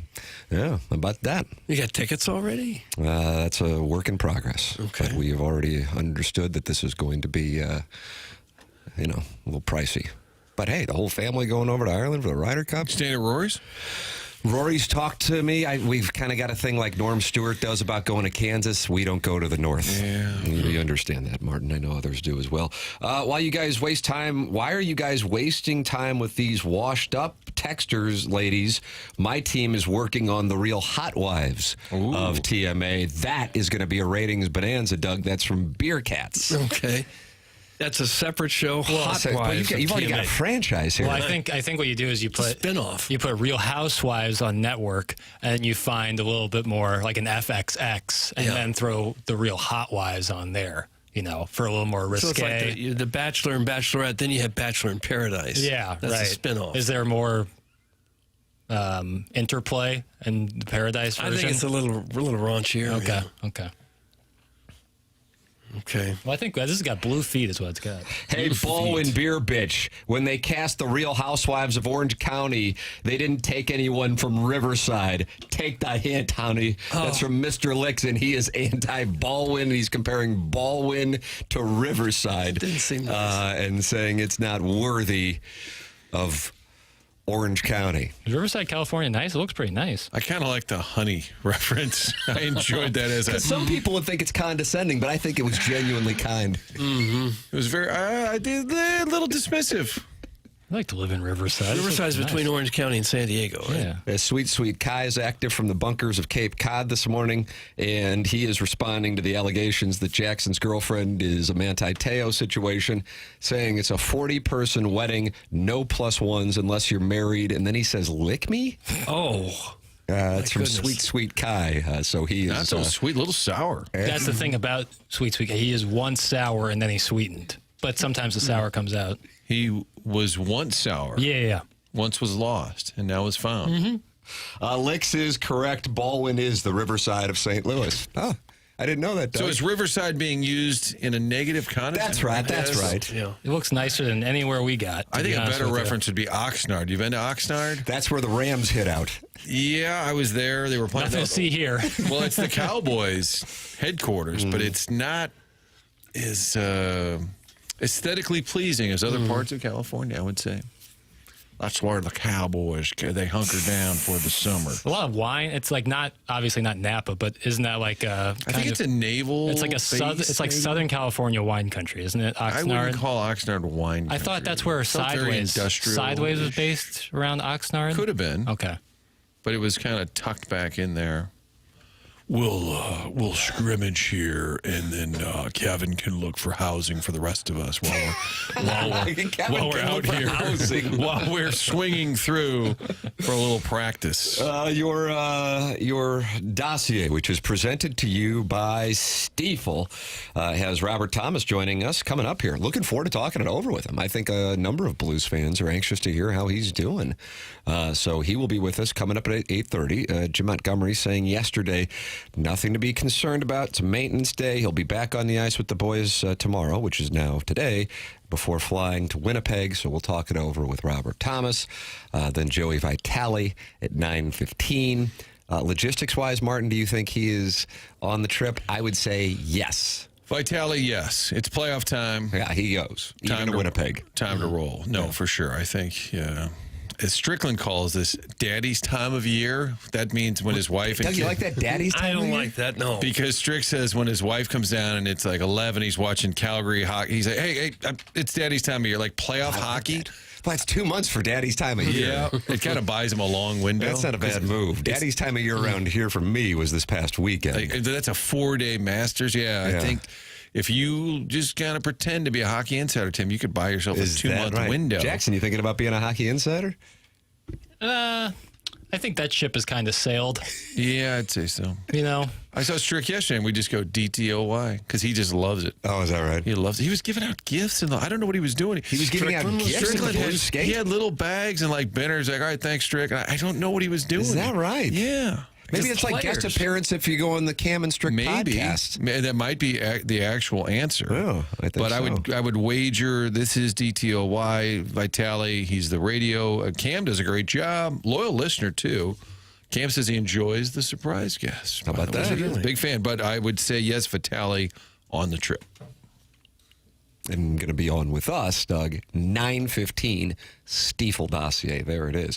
The program is presented to you by Brown & Crouppen. That is our presenting sponsor, has been now for a couple of years. Brown & Crouppen, local, founded in 1979. And if you are going to be in need of working with a personal injury attorney, don't you want a local law firm, one that knows how to handle the ins and outs of your case and the local environment? Brown & Crouppen is online at brownandcrouppen.com, or you can call them on their very easy-to-remember phone number of 314-222-2222. You hear Ed Herman, Terry Crouppen, and Andy Crouppen drop by the program quite often, and we've gotten to know them, really think highly of them. They have been in St. Louis for decades, going back to the 70s, and they are all in on St. Louis. It's Brown & Crouppen, treating clients and employees like gold. 314-222-2222, or go to brownandcrouppen.com and make sure you let them know you heard about him on TMA. Remember, the choice of a lawyer is an important decision and should not be based solely on advertising. Past results are no guarantee of future results, and every case is different and must be judged on its own accord. Email into the show for the Design, Air, Heating, and Cooling email today, the morning after at InsideSTL.com. That's the morning after at InsideSTL.com. Call into the program, 314-974-0101, Collier and Thompson phone lines, and you are welcome to participate in the YouTube chat for TMA STL's YouTube channel, where many are gathered this morning. Doug, 246 friends are in there talking it over, like John Scores, Aaron and St. Chuck, and Brad, who says he's a hot husband. I don't know if that's yet another show, Hot Husbands of TMA. Calling you daddy. That might be an even bigger hit. I think with this audience, you've got a better chance to have a wide casting call. Or not so hot husbands. That's all there at youtube.com/TMASTL. Michelob Ultra, sponsor of the YouTube chat. The program is called TMA. Robert Thomas joining us coming up at the bottom of the hour here in the Fisher Window and Door Store, 8 o'clock hour on 101 ESPN.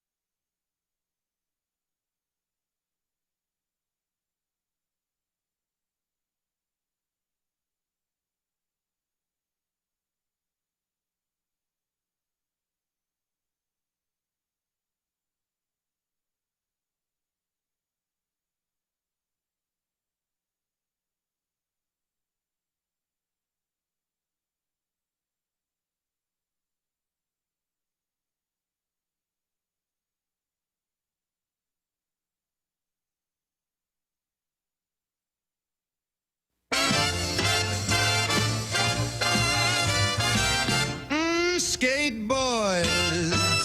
Oh yeah, the blues are marching in. Benna, Thomas, Holloway, and Shen playing tough, and the D is tight.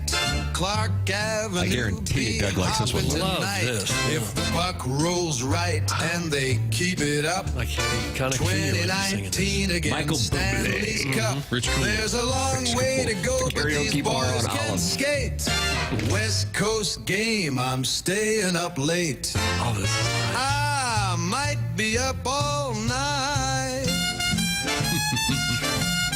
Let's go Blues, go for the gold.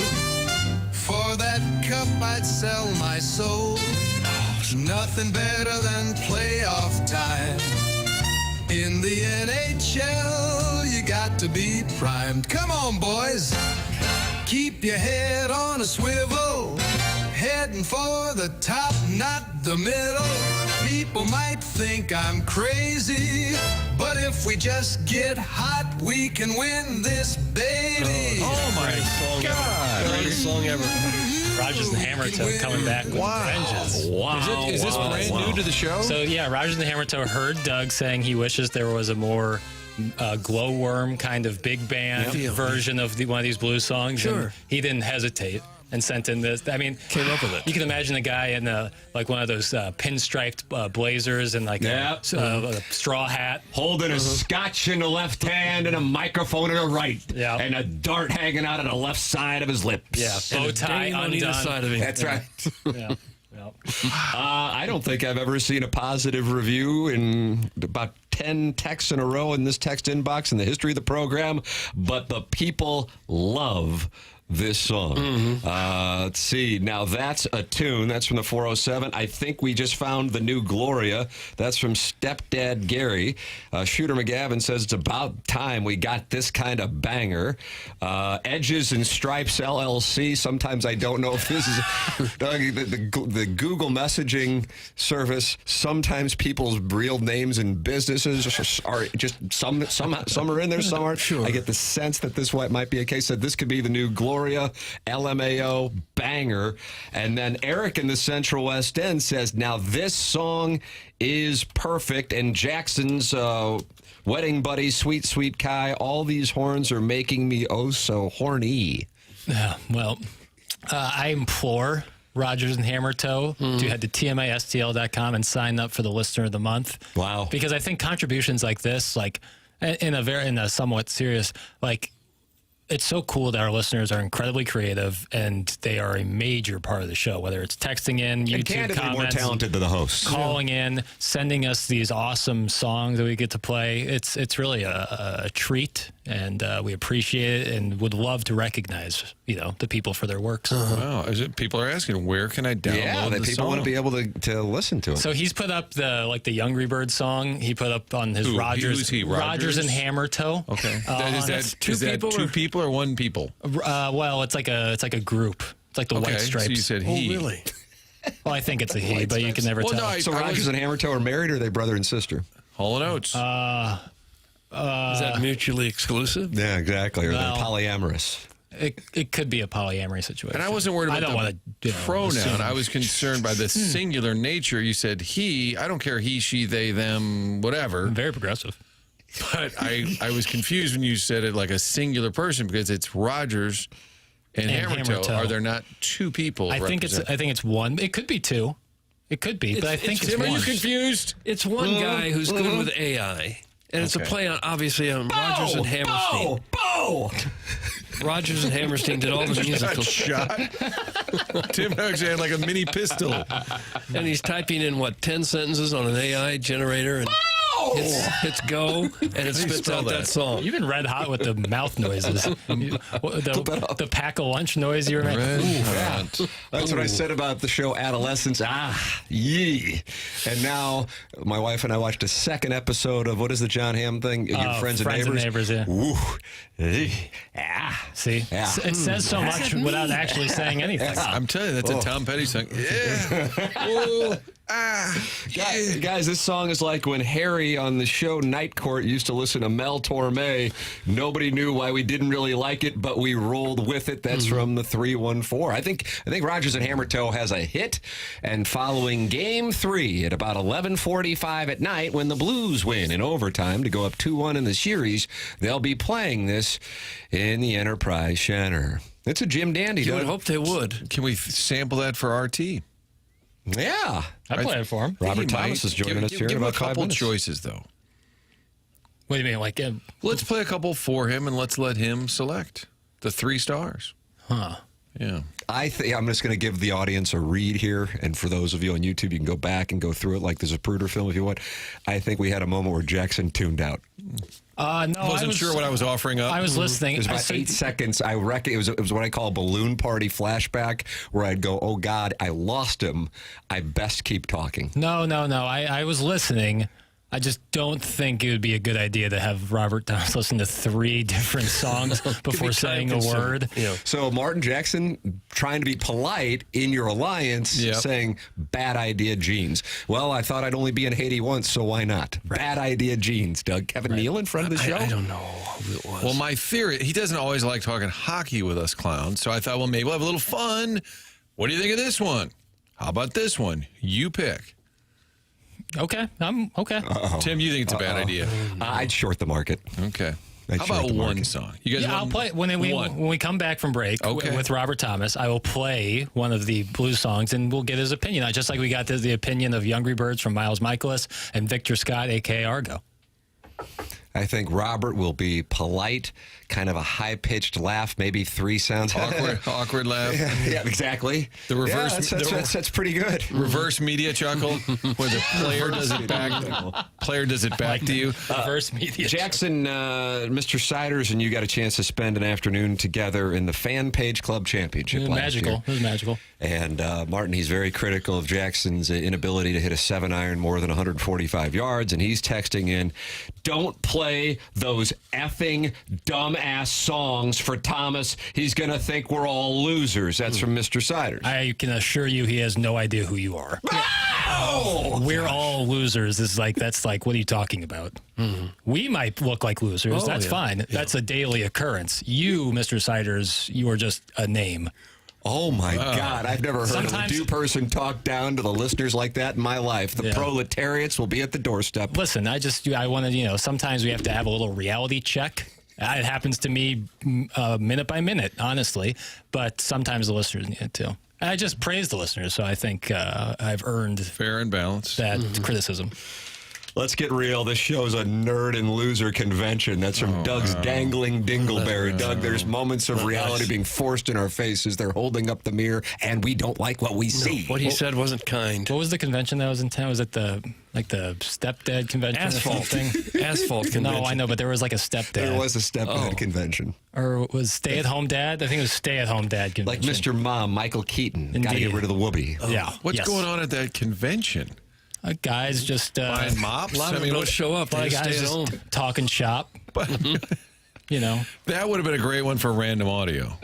Do you put baking soda in your refrigerator? Self-cleaning ovens and such? Don't say and such. What kind of air fryer do you use? Shut it, nerd! Play some drops! There's your reality check. That's from the 314. Wow. Shut it, nerd. God, that's hurtful. Is that going to be the title of the segment? A lot of what we're hearing. It's not kind. This show's fantastic, except for Sharon. There's nothing wrong with staying at home. That's from the self-made stay-at-home Ledoux mom. And she is not happy with Sharon and Clayton and Doug. You're just going to have a real situation. You're going to have security on the set between these two. I think so. Robert Thomas joining us coming up. Then we got the drops of the week. Then we got Joey Vitale. That'll be about an hour and a half. That'll lead into the Design, Air, Heating, and Cooling email of the day, which will lead into BK and Ferrario. This is TMA on 101 ESPN.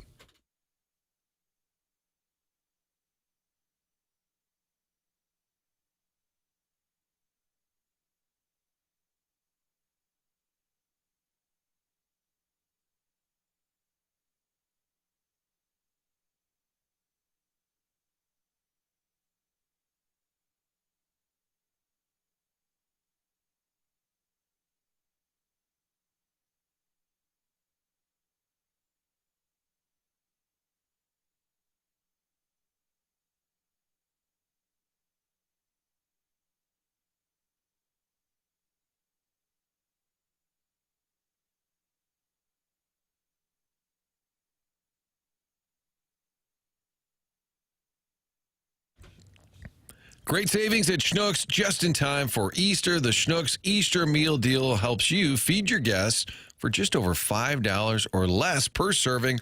Whether you're hosting a big Easter gathering or a small family get-together, maybe Sweet Kai says you can only bring yourself. You don't have to spend a fortune on your feast. The deal includes everything from your Easter ham, potatoes, rolls, plus the ingredients for the green bean casserole. They've got dessert covered as well. Savings on fruit, yellow cake, dessert shells, all of this right now. Don't miss this delicious deal available going until next week as well, April 22nd. Get all the details in the Schnucks weekly ad or in your Schnucks Rewards app. Ham's available while supplies last. Go to Schnucks today. Stock up and save money on your Schnucks Easter meal deal. The Easter meal deal for $5 or less per serving. All of this going on right now in time for this weekend for Easter. It's a Schnucks deal just for you at Easter.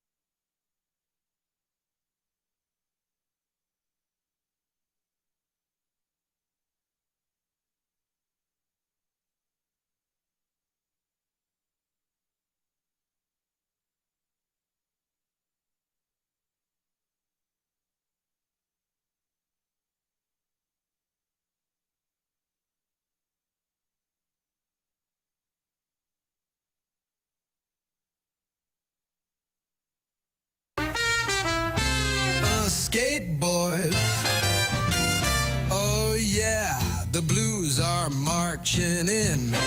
Get to them playoffs, boys, just win.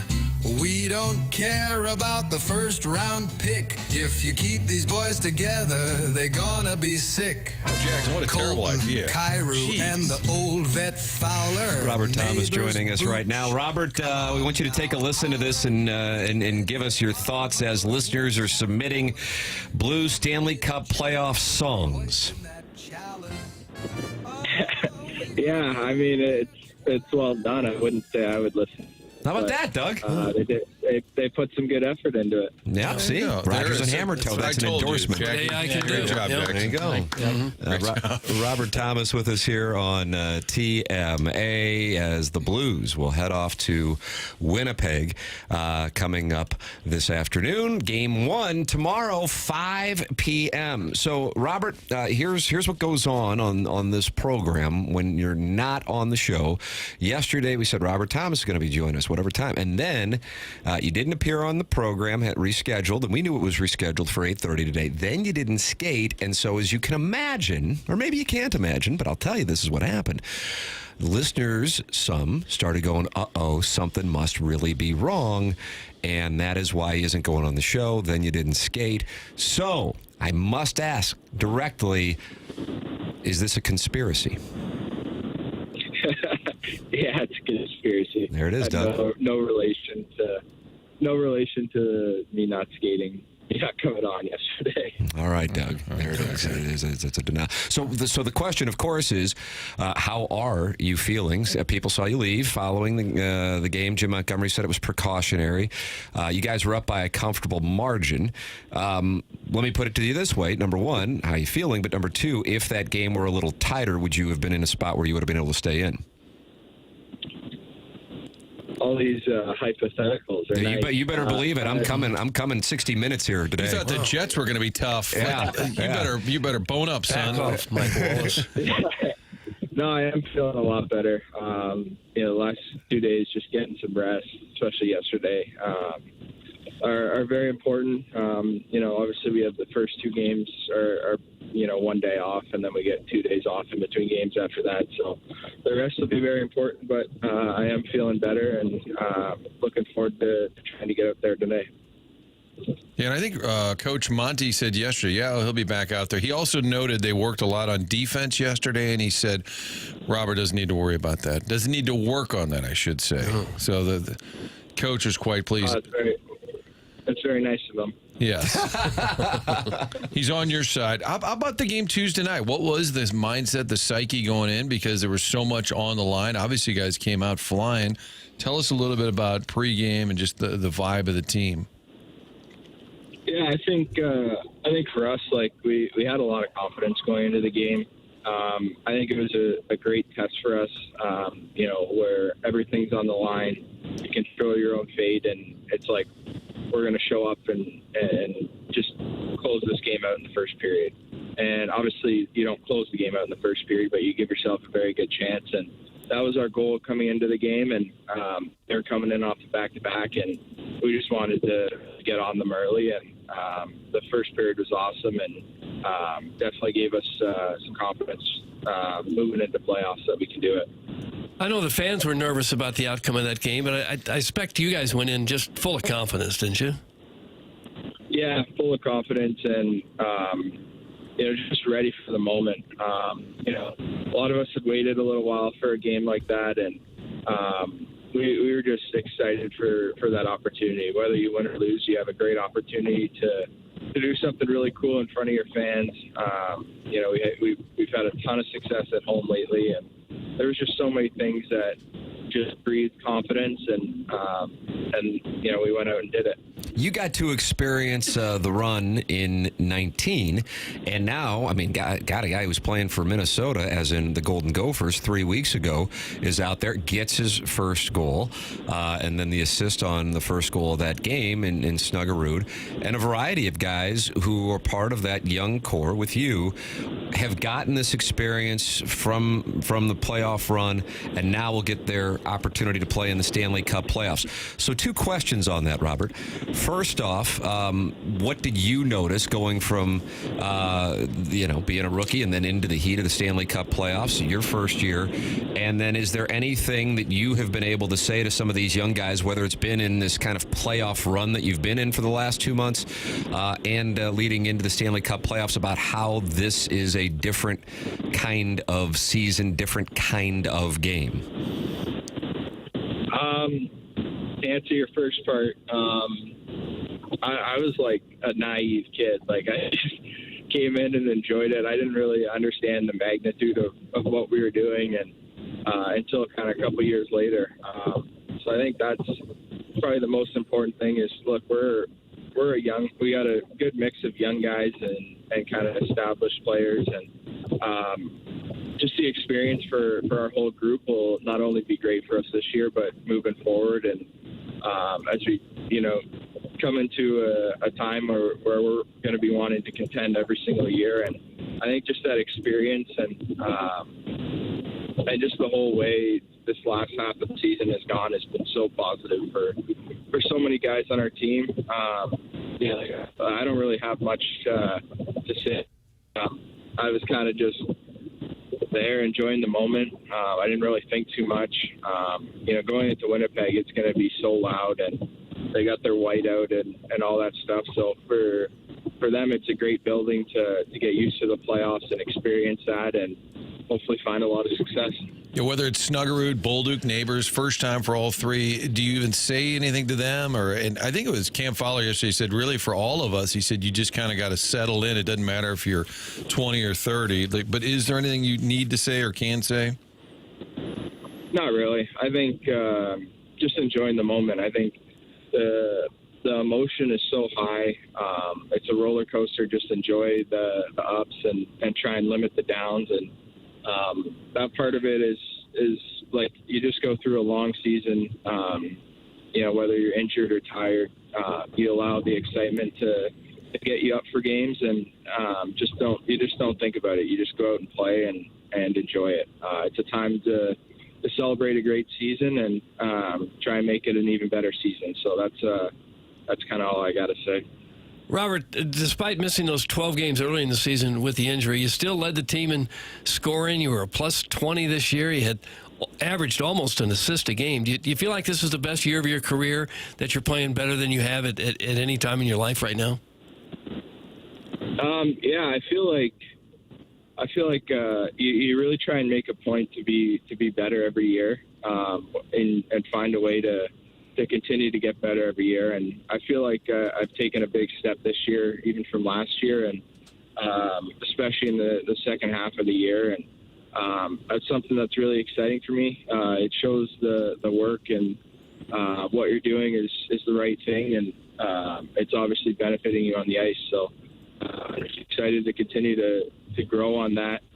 There's always ways to get better, and I think I've really found a good system for me to continue to get better and to stay healthy, and I think those things are really important, and I've been happy with the results, and I'm excited to see how far I can take this.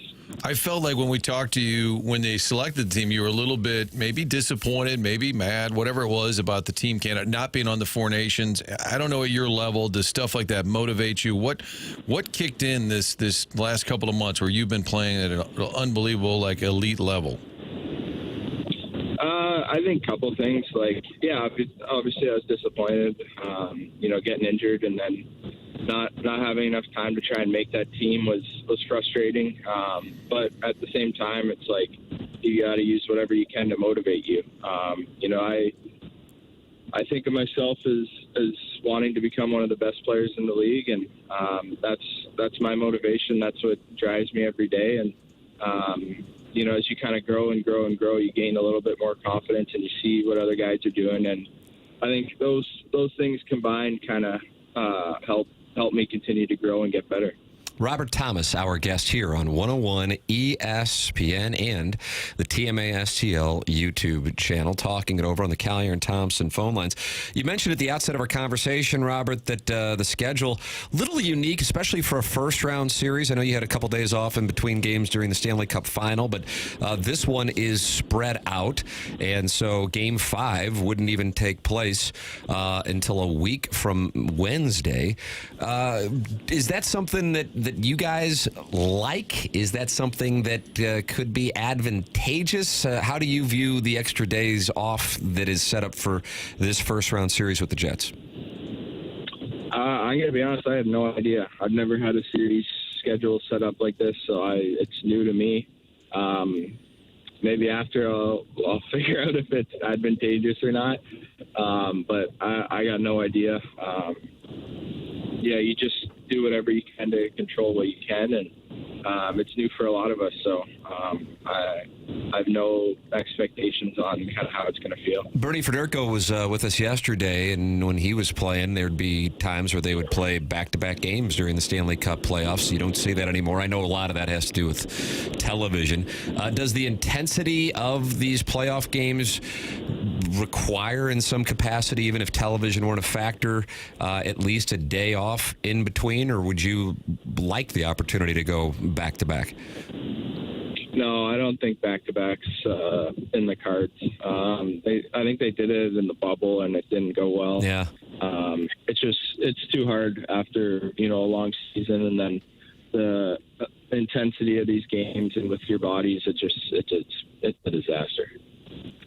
Yeah. How about Winnipeg, what they've done? The President's Trophy, they started 15-1, but just the talent they have. Talk a little bit, if you would. I hate when people say talk a little bit. Yeah, well, you just did it, Mark. God, delete that from the Jackson. Delete that from the audio. It's deleted. Okay. Robert, this Winnipeg squad is loaded. What do you think? Nice. That was nice. Wow. I don't know if that's any better. No, it really wasn't. Talk about Winnipeg, please. All right, I'll talk about it. They're obviously a great team. They play a good team game. They score a lot of goals. They are one of the best at defending goals. They have a great goalie. There's a lot of things that they do well. I feel like we have really close games with them every time, whether it's going into the late part of the game or overtime, and it's going to be a really tight series. We both pride ourselves on defense and checking, and I think it's just going to come down to a game of mistakes. Who can make less mistakes? Who can capitalize on mistakes? And it's going to be an exciting one. You figure you'll be on the ice a lot when Scheifele's out there? I don't know yet. I'm not sure. I'm assuming a decent amount, yeah. Yeah. Is he tough to play against? Had 39 goals this year. Is he one of the better centers in the league? Yeah, he's a good player. Really smart. He controls the puck well. He skates smoothly. He's always kind of got his head up looking for options. He's a good player. Even though he has 39 goals, he's a good playmaker. And, it'll be a really good challenge. That line's really good for them. Robert, you talked about that whiteout that they have. A weird setup in 2019 for fans who may not remember this. The Blues won the first two games in Winnipeg. Winnipeg came here, won the next two games. Then the Blues won again in Winnipeg in Game 5, and the home team did not win until the Blues wrapped up that series in Game 6. So during that adventure, you guys went through Winnipeg, Dallas, San Jose, and Boston, playoff series in Minnesota and Colorado.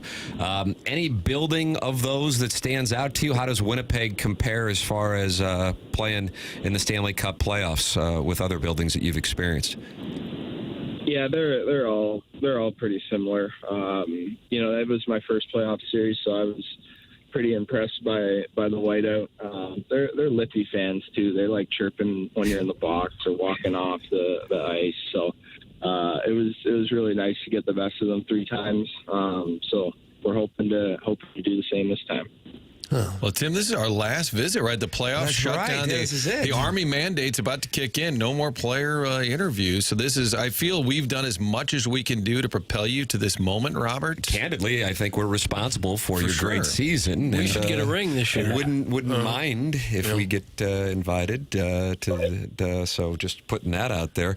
I'd be remiss if I didn't ask you about the Masters, because I know you're a golf obsessed like I am, and I would imagine you were locked in on Sunday afternoon.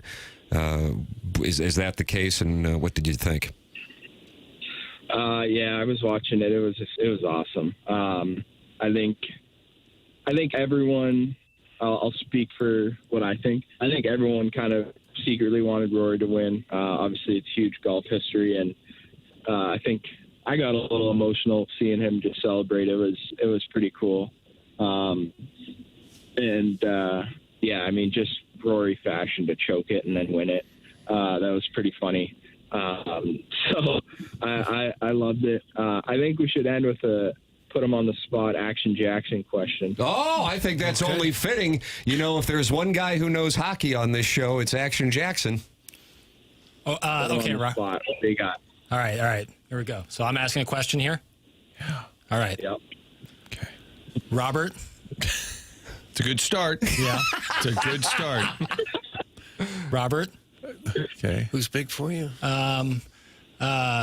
Does Jobu make the trip with the team when you guys head out to Manitoba? Nice recovery. Nice If so, does he get his own seat on the plane? Done. Yeah. Oh, well done. Well done. Yeah, I think he's flying the plane. Oh, my goodness. Wow. He's the pilot. He's on the sticks. They're on instruments. He's on the sticks. He does it all. He does it all. He'll guide you guys to glory. Gosh. I would put Jobu next to Vitale so that he'd have someone to talk to. That's not a bad idea either. Well, Robert, we've enjoyed the conversations with you, really going back to the beginning of the season, and hope that sometime in mid-June we'll be able to look back on the run that gets underway tomorrow night. Congratulations on a hell of a year, and best of luck here in the Stanley Cup playoffs. We really appreciate your time each week. Thanks, guys. I really enjoyed it. Appreciate it, man. Forward to next year. Thanks, brother. That's Robert Thomas with us here, wrapping up his run with TMA in the regular season. And right. Jackson, I mean, you got to ask a pointed question. Yeah, quick delivery on my part too. Yeah, I mean, there was some wonderful pacing, built up the anticipation, and I like the Jobu question. Yeah, I thought it was The question was solid. I was concerned about the buildup at the free throw line. Isn't there a time limit? Like you can lose the right to shoot the free throw. Giannis takes every millisecond of it. I felt like they were about to take away your free throw attempt. Yeah, they did that once to Giannis in the playoffs. Oof. Asked my buddy Herb about that. I like how Robert Thomas said the Winnipeg fans are lippy, because I think we can commiserate, because sometimes our fans are a little lippy. We take a lot of shrapnel during the show. I recall the Cardinals saying, and they've had plenty of series with the Giants in the Stanley Cup playoffs, that the Giants fans are infamously lippy. But I think back, is the bullpen in San Francisco still down the right and left field lines? I thought so. It still is? I thought so. Because the Cubs used to be that way at Wrigley, Right. but they've moved it now. And that was one of the reasons why the relievers would be like, God, it's brutal, these fans. And I go in San Francisco, he goes, oh, they're the worst. Yeah. I don't think there's any place to put a bullpen in the outfield in San Francisco. No, it's Is it The been moved behind outfield, the aren't they wall? like in right center? yeah, kind of? they moved it. Yeah, now it's right. It's like pretty much dead center, because they have the arcade thing in right field with the windows, and then obviously McCovey Cove behind it, and then pretty much dead center is where the bullpen is. And you think they did that just because the fans were yelling at the players? The thing where they were bullpens on the side, like around the foul lines, there had to be the most dangerous thing. Like if you weren't paying That's what attention, every ballpark was like, really. I mean, the old Busch Stadium had it for a while. Doug Terry Pendleton, was that Game 3 against the Dodgers in '85? Is back to the plate, catches it over his shoulder, and then guns out the runner at home, and that turned the series. Is that right? I think so, but they used to always have a guy with the glove there standing in front of either the catcher or the pitcher. pitcher who was warming up, who had his back turned to the plate. Watchman? So if they had a he's known watchman, as so the if there was a watchman. line drive, someone was there to protect him. I think the Cubs wasn't there a fight? Because you literally, if you sat along the brick wall, kind of like our Yankee guys, Vinny last year with Mookie Betts, you could touch the back of like the bullpen catcher and the relievers. You were right on top of them, and I think there was a fight at Wrigley because they started like pushing the guy, or touching them. And they also got in the way sometimes of the play. If there was a foul ball over there, everyone's the bullpens would have to scatter. Or wanna sometimes even trip fair over a ball. mound. Yeah. I like the two-tiered bullpens. I always find that cool. Colorado, I think, has that. Self-made stay-at-home Ladue mom not happy with Jackson's question. She wanted you to ask, hey, Robert, do you feel safe within your own confines? Blink twice if you've seen Sharon outside creeping. And that's the question. That's a good one. That the self-made stay-at-home Ladue mom wanted to hear. Joey Vitale going to join us coming up at 9:15. Coming up, we're going to have the drops of the week. This is the Fisher Window and Door Store, 8 o'clock hour on TMA 101 ESPN.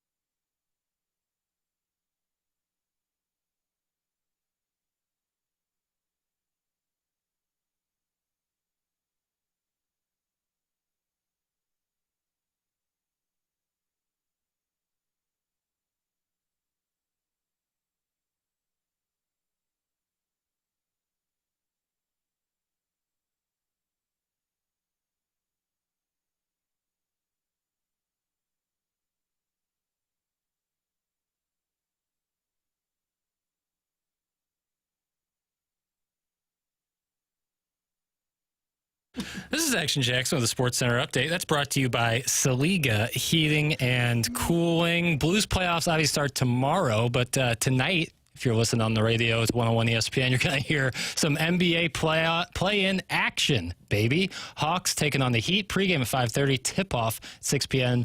Grizzlies and Mavericks. That tips off after that game around 8:30 p.m. That was another Sports Center update brought to you by Saliga Heating and Cooling, an independent American Standard heating and air conditioning dealer.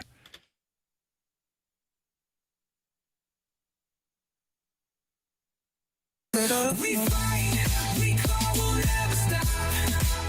Stanley dreams will reach the top. Joe, who's got our back? Believe the plot. Blues on fire, yeah, we're red hot. Every pass, every check, every score. We're here for the fight, we want more. Fans in the stands, hear them roar. Blues and them loud, heart to the core. Oh, you like this one? Not as much as the last one. I really like this one, though. Do you really? Yeah, it's like 2010 pop vibes. That's what I was actually thinking, Little too. Jason Derulo, kind of. That'd be like Jason Derulo. Like a little late period Lupe Fiasco. Every pass, Superstar? Yeah, show goes on. That was like was my introduction to Lupe. I know that's late period Lupe, but Feels kind of like Patio. Yeah. The patio at patios, like pregame and maybe throw in some bags. Oh, have a yeah. couple I like beers. playing bags with patios. It's Teammate 101 ESPN, just joined by Robert Thomas. He said there was no conspiracy theory with him rescheduling his appearance on this program yesterday and not skating. He is going to be skating today, and he is looking forward to playing tomorrow in Winnipeg. The boys will skate in St. Louis and then fly to Manitoba following the skate. Blues, Jets, 5 p.m. I like the 5 p.m. start. I like the 6:30 p.m. start. I don't like the 9 o'clock start. But, I mean, only one of the first four buried at that 9 o'clock one. I mean, it sucks. But in St. Louis, it's a Thursday night. Some people will take off anyway. They'll have a pony on Thursday night. Yeah. That's been declared a pony as well. Yeah, I mean, yes, I think it is. Okay. You wavered. Now the Friday, May 2nd, absolute All-time pony. Oh, pony show. All-time pony. It's sundress season. May is sundress season. Just because of the late start, people will wear snazzier sundresses. I wouldn't wear a sundress to a Blues game. You know how cold it is in there. It is I don't recommend it. We'll see what Joey Vitale says. That's coming up in the next 15 minutes. Jackson, you can podcast anytime you want via the Schaefer Door Company podcast, and you can email in for the Design Air Heating and Cooling email of the day, the morning after, at InsideSTL.com. We're in the Mark Hanna Evergreen Wealth Strategies 9 o'clock hour. Mark Hanna is online at EvergreenSTL.com. You ever feeling down? My recommendations are the following. Watch Primetime Glick Rabbit Hole on YouTube. Watch Game 6 of the 2011 World Series. Watch Game 7 of the 2019 Western Conference Semifinals. And call Mark Hanna at 314-889-0503. And Doug, you'll be riding a high. He'll make you feel better about life. And he'll make you... He is. He's a life Sherpa. Make you feel better about your finances, too, because now you're going to have a plan. You've taken the first step. You're going to work with a really good person who customizes the plan to your specific needs and goals. It's Mark Hanna, Evergreen Wealth Strategies. He is online at evergreenstl.com. Everyone needs a financial advisor, and Mark Hanna is a first-class individual. 314-889-0503, or go online at evergreenstl.com. It's Friday, it's TMA, and that means it's time for the drops of the week. Okay. Morning after. Drops of the week. Yeah, you gotta drop it like a hot dog. It's a wonderful drop. Indeed it is. Flip that off. Flip that off. Flip that off. Flip that off. Flip that off. Oh, boy, here we go. There comes a Tim McKernan special. I can get you some white. They were wearing some sort of horned headwear apparatus of some sort. Jamie Rivers needs to take his shirt off. Clean my bin. Mason win. The dude be bussin'? And they were giving it to Lardass. You smell that action, Jackson? That's spring in the air. You know, you've never seen anything this hard before. Like I said, that you guys don't really have many guidelines on who gets to take up the majority of the show. No. Smooth. I hope you heal the small man that resides inside of you. I'm a professional on 5 inches. Do you sing yourself at all? What was that? That was Drops of the Week. I really wanted to put in you doing Imus, saying, "Was that?" But Miles' response was just as good. Kind of had the same vibe. Very similar. Doug, you have to feel better about the show. I feel much now. better there because I was down a little bit before. And then you kind of do a mental Rolodex of the week that was. Like, oh, yeah, we had Michaelis on, and we had Holiday making fun of us. Right, Yeah, okay. Yeah. And then, when did Jackson say Lardass? I don't remember. But... Yeah, it was something about Stand By Me and the Vomit Comet. Oh, Yeah. that's right. Is that your? That might be my favorite scene in Stand By Me. Is the Lardass story interlude. Outside of the leeches. I'll take it back to Julia Louis-Dreyfus's husband, Richard. And the kids are calling him to drive him to practice right at the end of the Doug, do you mind if I call it picture? I don't mind. No. I thought you didn't like when people call movies pictures. I'll let it go this time. And he wraps up writing the book and says, I never had better friends than when I was 12 years old. Yeah. Lord, does anybody? And I thought, you know what? I watched that probably right around the time when I was 10, and I think there's some truth to it. And I thought it was poignant. So, yeah, I like seeing Will Wheaton remove leeches from his balls. Oh, there's an argument that... but I like that scene better. Agreed. There's an argument that Stephen King's best movie adaptations are the ones that aren't really the horror movie ones. Like Stand By Me and Shawshank Redemption. Wow, nice. Shining, but he hated Kubrick's Shining, so there's that. Why did he hate it? Stanley Kubrick was known to be tough to work with. But he can be tough to work with, and yet you enjoy the finished product. I think that colored Stephen King's appreciation of the movie. But he thought 12 years old was the ideal age? Is that what he was getting at? That you'd never have better friends when you're 12 that years could be. old. Clip Doug off. But that'll be played forever. Oh, God. It is a pretty good age. Yeah. Where you're old enough to kind of understand what's going on. You're still getting to play all the sports, and you don't have too many worries about paying bills or anything, and your whole life's laid out in front of you. And we didn't have phones. We just get on our bikes and rolled all over. Played wiffle ball and fuzzball all day long. Yep. Yeah. To be 12 again. Yeah, wouldn't be a bad age to be frozen in. But so that's 6th grade, 7th grade? Yeah, that's right. That's right. That's right. 12-years call in. Yeah, if you would, 314-974-0101. Now, that is how we welcome you to join the program. And, Doug, was Mark Milton and Dick Vitale, were they in the same building last night? They were both right there. Yep, I sat right next to Milty at the College Basketball Awards. Wonderful gentleman. You know, he's just off battling with the godforsaken tax man. Tax season just wrapped up. If you have any kind of tax problems at all, this is the guy you need to know. You'll be saying, I'm not guilty. I'm with Milty. That's what everybody's saying now. Even though you may be guilty, he'll make sure, that you get the best possible outcome.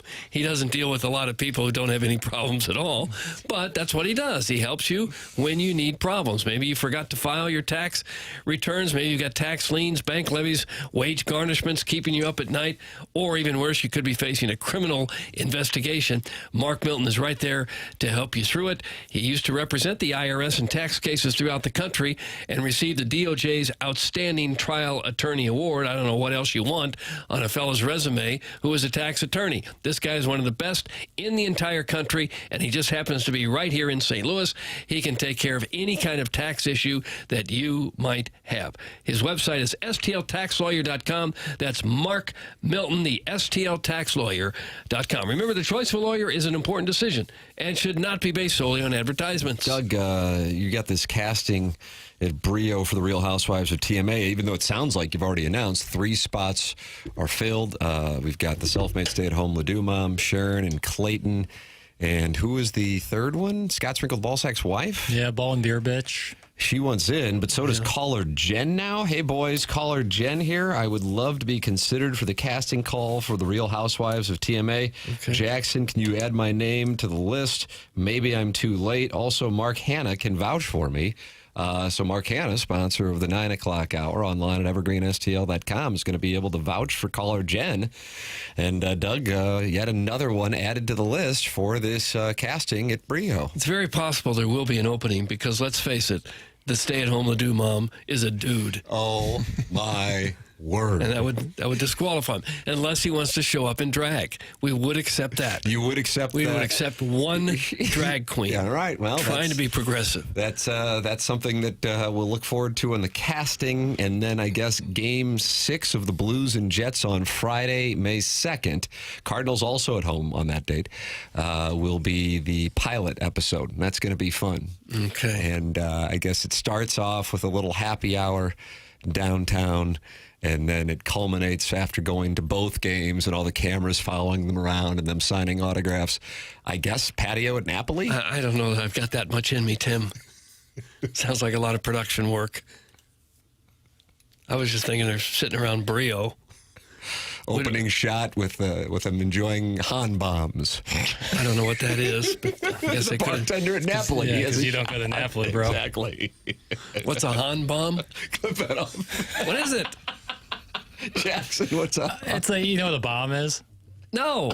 That's why I'm asking. It's like a shot that's got a bunch of stuff in it, like not like mixer. It's like a mixed drink, but with a heavier alcohol pour. It's smaller. You take it like a shot, but it's a lot sweeter. And this is what they have at Brio. At Napoli, when you're hanging out on the patio, Urus, rented Lamborghini Urus out front, and you're flexing. And right. You and then order, you say, we're having a pony tonight. The Blues just advanced to take on the Avalanche. Right. We're going to go have vengeance on the Avalanche and Stan Kroenke. Let's celebrate with a Han bomb. Right. And then you fire one of those back, order about 28 more, pass them out to everyone. It's a numbers game. Now, would Bar Napoli be a better setting for this? Yes. Or Brio? No, you do the casting at Brio during the day. Shoot the scene. Thank you, Martin. Yeah. Okay. We got to be able to visualize this thing. Claves is sort of photobombing in the background, Yes, drinking a giant red wine. That's right. Yeah. Yeah, that'd be great. All right. If you've never ripped a Han bomb out of an intern's crack on that patio, you have not lived. That's from the self-made stay-at-home with Mom. Is that like a luge situation? I didn't even know what it was. The crack. That'd have to be a luge. That's vile. I've seen it happen, though. Joey Vitale will give us his thoughts on Han bombs. That's coming up next. Joey Vitale with us. Where will we go on this adventure? I just don't know. It's the Marquand Evergreen Wealth Strategies 9 o'clock hour. Email in the morning after at InsideSTL.com for the Design, Air, Heating, and Cooling email of the day, which comes up in the 10 o'clock hour. Robert Thomas was with us in the previous hour. You can always go back and podcast the program on YouTube or the TMA STL app. This is the morning after, presented to you by Brown and Crouppen on 101 ESPN.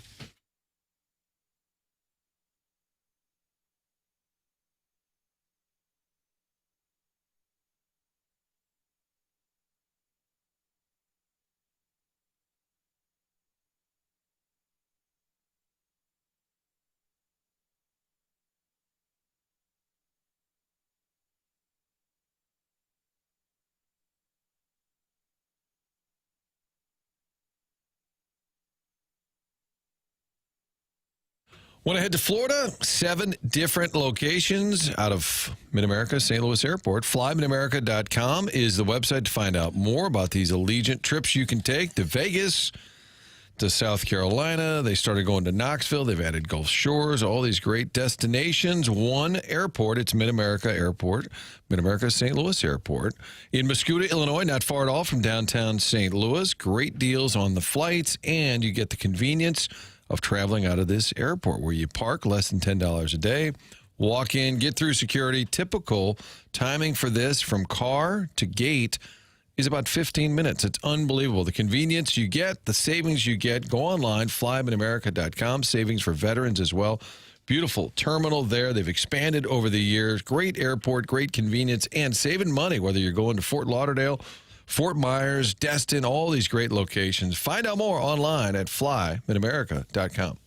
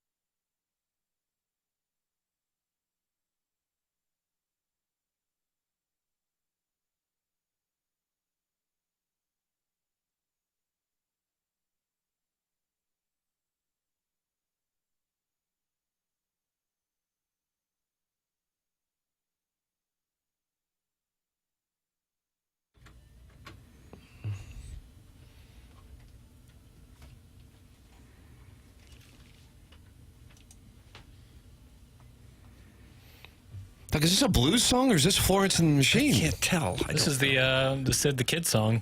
This is Joey's theme song now? It was the song that Sid the Kid. I know that, but I mean, I didn't know if this is what you were doing now every time Joey's with us. I don't think it's a bad. This is a great song. It's a great beat, Doug. I like her. Is the percussion key or is it Florence's voice? No, it's probably her voice. I think it's the slow start and then the pickup. I think that's what does it. This song had a big second life after Guardians of the Galaxy 3 came out because it finished that movie. And there was a video of Florence reacting to it, and she starts to like tear up. It's pretty incredible. Oh, is that right? Yeah, I really enjoyed it. She's got a cover out right now. What is it? Just what is the cover that Florence just did a cover? The U2 song. What's going on? Jackson just hopped on the phone like he's on hotline. We didn't call Vitale. It came out of the break. No, I called him. He just it dropped. I told you. Okay. I thought you forgot to call. No, you did. You talked to him. Yeah, we found out he was going to Winnipeg. Indeed, it's TMA presented to you by Brown and Crouppen 101 ESPN and the TMA STL YouTube channel. You can go in there and talk it over with Aaron in St. Chuck, who seems like she might be mad at Doug as well because you didn't list her as one of the finalists. I think at this point now, finalist. I think we really do need to do this show. You do? I'm shooting an episode of The Spread Zone with Riz and Stalter following TMA today, and I'm going to talk with those guys who do a wonderful job here at Hubbard, Doug, and say, hey, boys, I think we do need to do the Real Housewives of TMA auditions. So, Doug, you're the executive producer. I think Joey could be the Ryan Seacrest, kind of hosting. I think he would be interested in that. Ladies and gentlemen, it is our pleasure to welcome to the program the great Joey Vitale. Morning, Joey. Morning, boys. How we doing? Wonderful. You get to fly to Manitoba today, so I would imagine you're on a high. Oh, yeah. Missed my favorite holiday, Easter. My daughter's birthday's tomorrow. Erickson Ek decided to score with under 30 seconds to go, or else my butt's in Vegas. But now I'm heading to Winnipeg. So, you know what? Life could be worse, but life could also be better if I'm just being completely honest right now. I like that. I like the honesty. Yeah. But we were actually breaking this down in the commercial break outside of we actually really have to do the Real Housewives of TMA now. And that is that Jamie Rivers was crestfallen by the fact that Erickson Ek scored that goal for the Wild that led to the Blues playing the Jets because he wanted to go to Las Vegas. But I think if you went to Las Vegas, I don't see you as a guy who's like out, at the clubs getting bottle service. That doesn't strike me as your vibe at this point in your life. Is that a good read? Oh, you couldn't get a better read. I'm just weather-based. This has nothing to do with the entertainment, the lights. I just want good weather. I think it's going to be chilly up in Winnipeg, but you're absolutely right. I mean, people have their vices in Vegas. I'm kind of go there. I actually love Vegas in the mornings. It's like my favorite time because I'm an early bird. I get up early. I work out. I actually really enjoy the Strip. To me, it has its finest when there's no one on it because it's so massive and it's so big and it's such energized in the middle of the day and obviously at night. But waking up at 5 or 6 and walking down the Strip is kind of peaceful in my mind. And anything after 9 a.m., I kind of start getting a little squirrely. So yeah, to answer your question, I've done the bottle service. I've lived that life. It was a fun life, but I don't want to go backwards. I like where I'm at now, and I'm trying to reprioritize. I will say, with speaking of reprioritizing life and just trying to get your ducks in a row, Winnipeg is probably an ideal situation for me as I'm just going to hunker down, get caught up on some reading, get caught up on some planning for the summer, and just try to get my life in order, as they say, Tim. Anyone ever tell you that? You got to get your life in order? I've been told that lately. Yeah, Doug tells me that all the time. Yeah. Says my priorities out of whack. I would think if you're walking the Strip at Vegas at 5 or 6 in the morning, you're getting the stragglers coming home from the night before. Maybe some victims of unfortunate tattoos. Doug, we call them heel carriers. Heel carriers. Yeah, usually around 3, 4 in the morning. They come in defeated, carrying the heels. Yeah. Yep. Heel carriers. Listen, I've been there. Like I said, it was a good time in my life. I don't want to go back. My rookie party at Northeastern for hockey, now they don't do this anymore. But I probably shouldn't be saying this, but hell with it, I'll say it anyway. what they made you do, the freshmen, you had to get like 10 freshman girls and bring them to this party. And that's all the upperclassmen. Right, yeah. I said, hey, we just need every freshman's got to bring 10 girls. So you're inviting all these girls around campus. A girl in my math class, hey, Kelsey, you want to come to the party on Saturday? Oh, what's it about? I don't know. There's beer there. She's like, sure. So I'll bring some of my friends. Perfect. That's 3. Check them off the list. Anyway, get to the party, and they don't tell you this, but you basically have to go up on stage naked and tell a joke. Now, I didn't know that. Oh. I didn't know that. Yeah. I didn't know. For the growers, not showers out there, that's a bit of an issue. Not saying I'm one of those guys. I'm not saying I'm one of those guys. I'm speaking on my friend's behalf here. You had to go up and you had to kind of do that. And so I did that and, manned up like a man. But I got obviously too much into one night. The next thing I remember, I woke up in the Boston, Massachusetts hospital with one shoe on.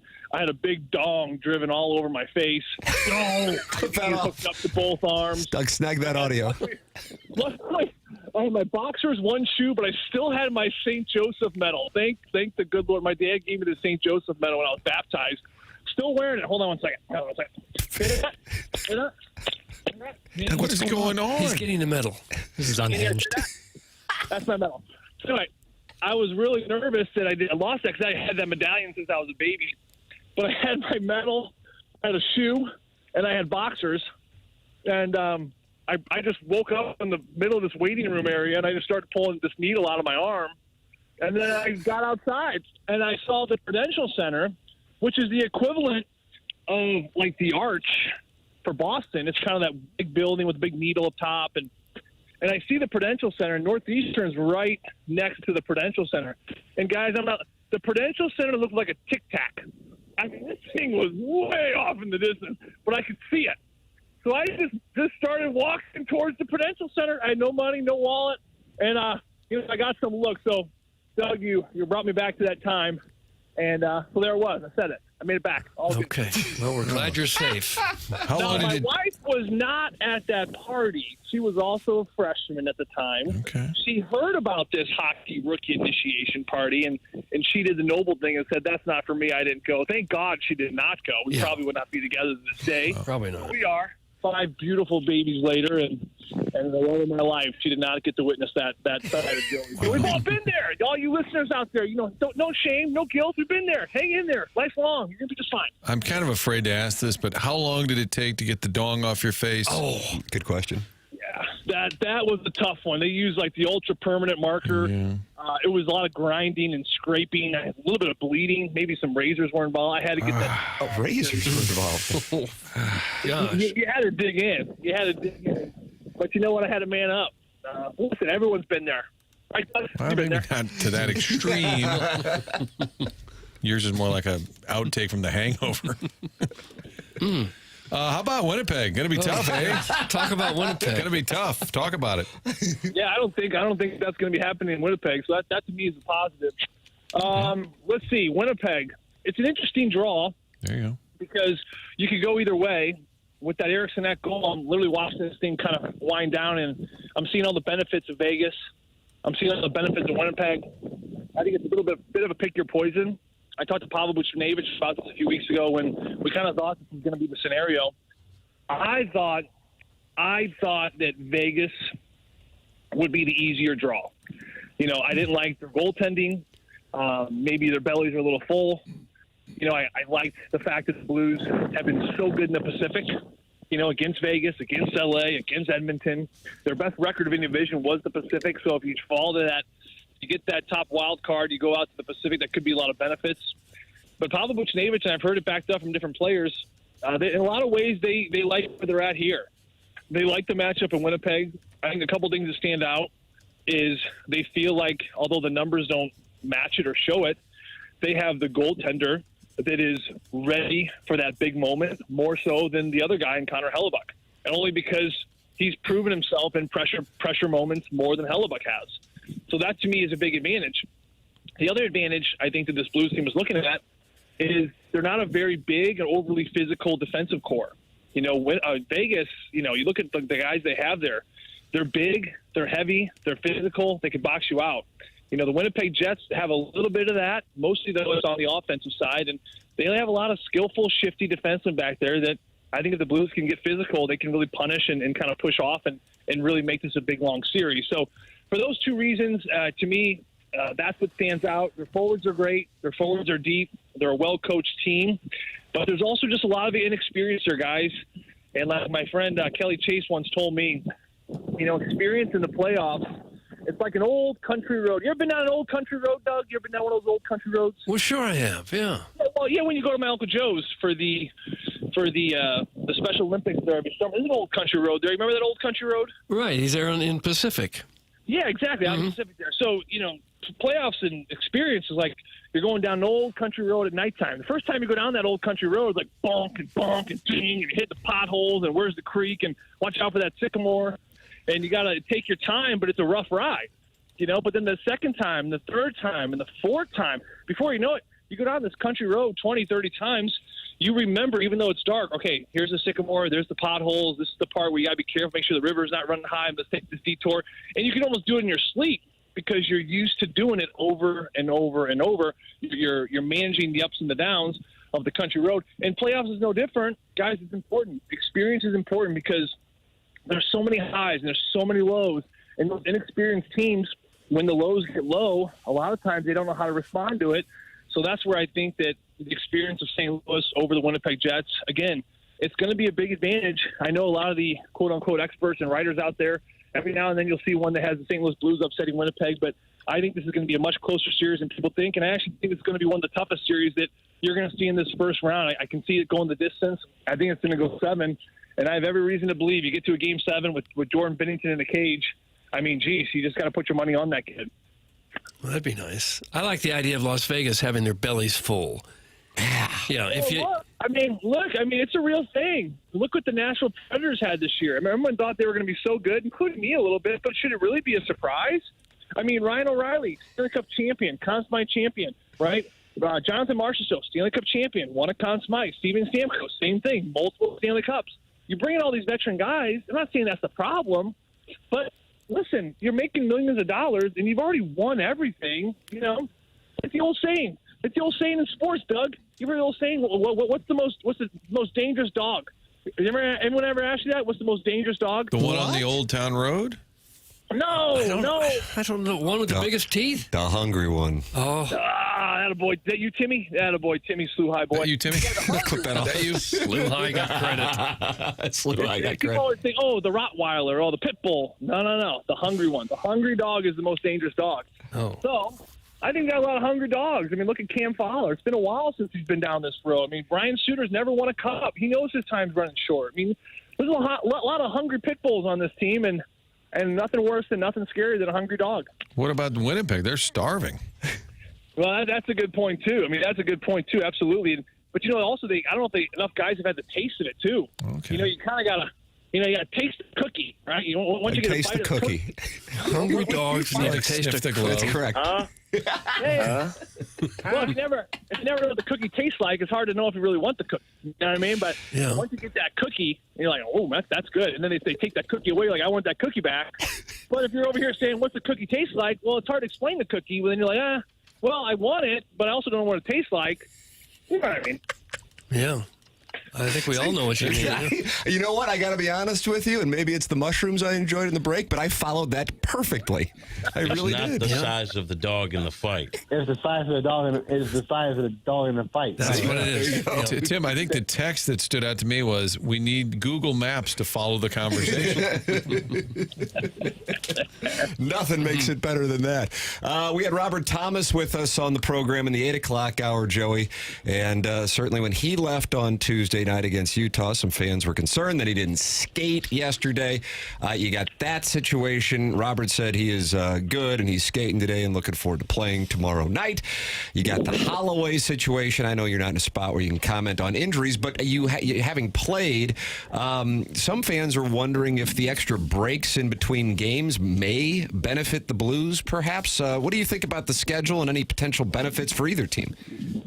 There's a plus and a minus to this. The plus side is, yes, with any injuries, it's going to help them. But listen, that to me washes out. I mean, look at Nikolai Ehlers, who was injured for the Winnipeg Jets. It's probably going to benefit him as well. Mm-hmm. So I think both teams, can cancel that side out. The one thing I don't like about the big breaks is that I think the Blues played their best hockey throughout that 12-game winning streak. I mean, guys, they were playing a boatload of hockey. It was basically every other day. It was, 3 and 4, 3 games in 4 nights. I mean, to the point where, like, oh, my God, how are these guys still holding on? I find that this is a group that really got into a good rhythm with just playing games. I think the longer breaks, even look at the last, couple weeks of the season where they had those kind of bigger breaks, maybe the game started to slide a little bit. I think this is a group of veteran players that don't like to practice. I think they like to play games. So really it's up to Jim Montgomery to make sure he's managing that accordingly because if you don't, this could be a lot of sitting around, a lot of laying around, a lot of practicing. And to me, this is a St. Louis group that just really thrives from playing games. There's nothing they can do about it now. The schedule is the schedule. But certainly for Robert Thomas and maybe even a Dylan Holloway with as long as his first round is going to take, maybe you push this thing to 6 and 7.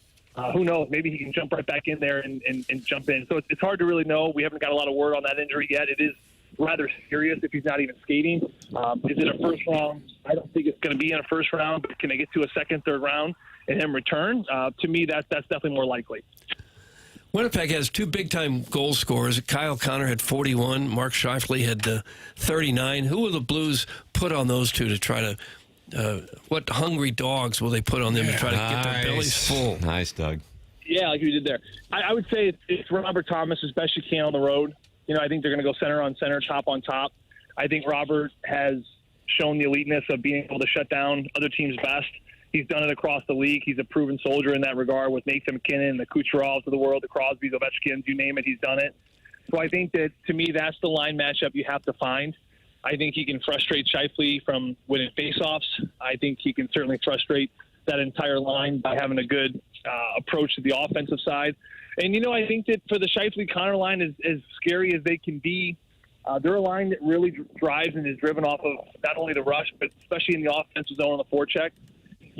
Something I think that you always have to look at whenever the Blues face anyone in the playoffs is also Binnington's ability to play the puck.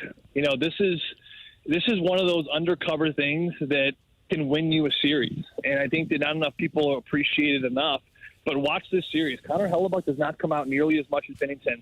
And for the Jets who want to establish a forecheck, Jordan's back there. He's going to stop a lot of pucks. I know a lot of fans were a little scared about what happened after their last game in Winnipeg. Oh, this is going to be a tough matchup. Remember, Joel Hofer played in that game. And no disrespect to Joel, I think that Jordan is a little bit crisper and cleaner on playing pucks, coming out aggressively and moving the puck. And I think he's one of the best in the league at it. So it can really diffuse and take away any momentum or energy from the forecheck side of things for Winnipeg.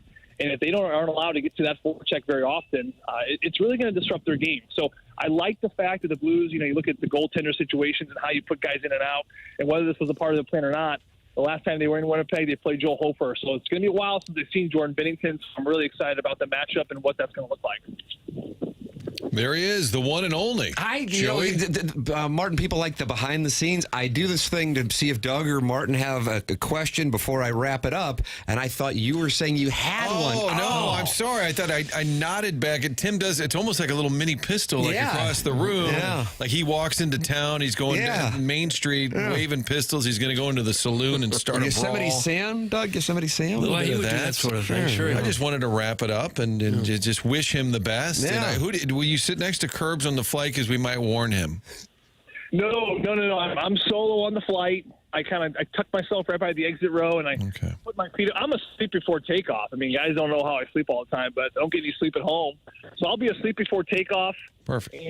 And the one flight attendant, she's a sweet lady. I don't know if you guys ever get this before. I'm sleeping, and she wakes me up to ask if I want something to drink. No, I don't want to be woken up. Yeah. I want something to drink. I mean, why don't you hang a sign on your face instead of a dong? Put a sign on your face that says, "Please don't wake me." Please don't wake me up. It'd be funny though if the stewardess or whatever the proper word is these days, flight attendant, flight people. If she drew on your face while you were sleeping on the way to Winnipeg, now that I would like to see. You should take from the hotel like a do not disturb sign and just stick it in your mouth.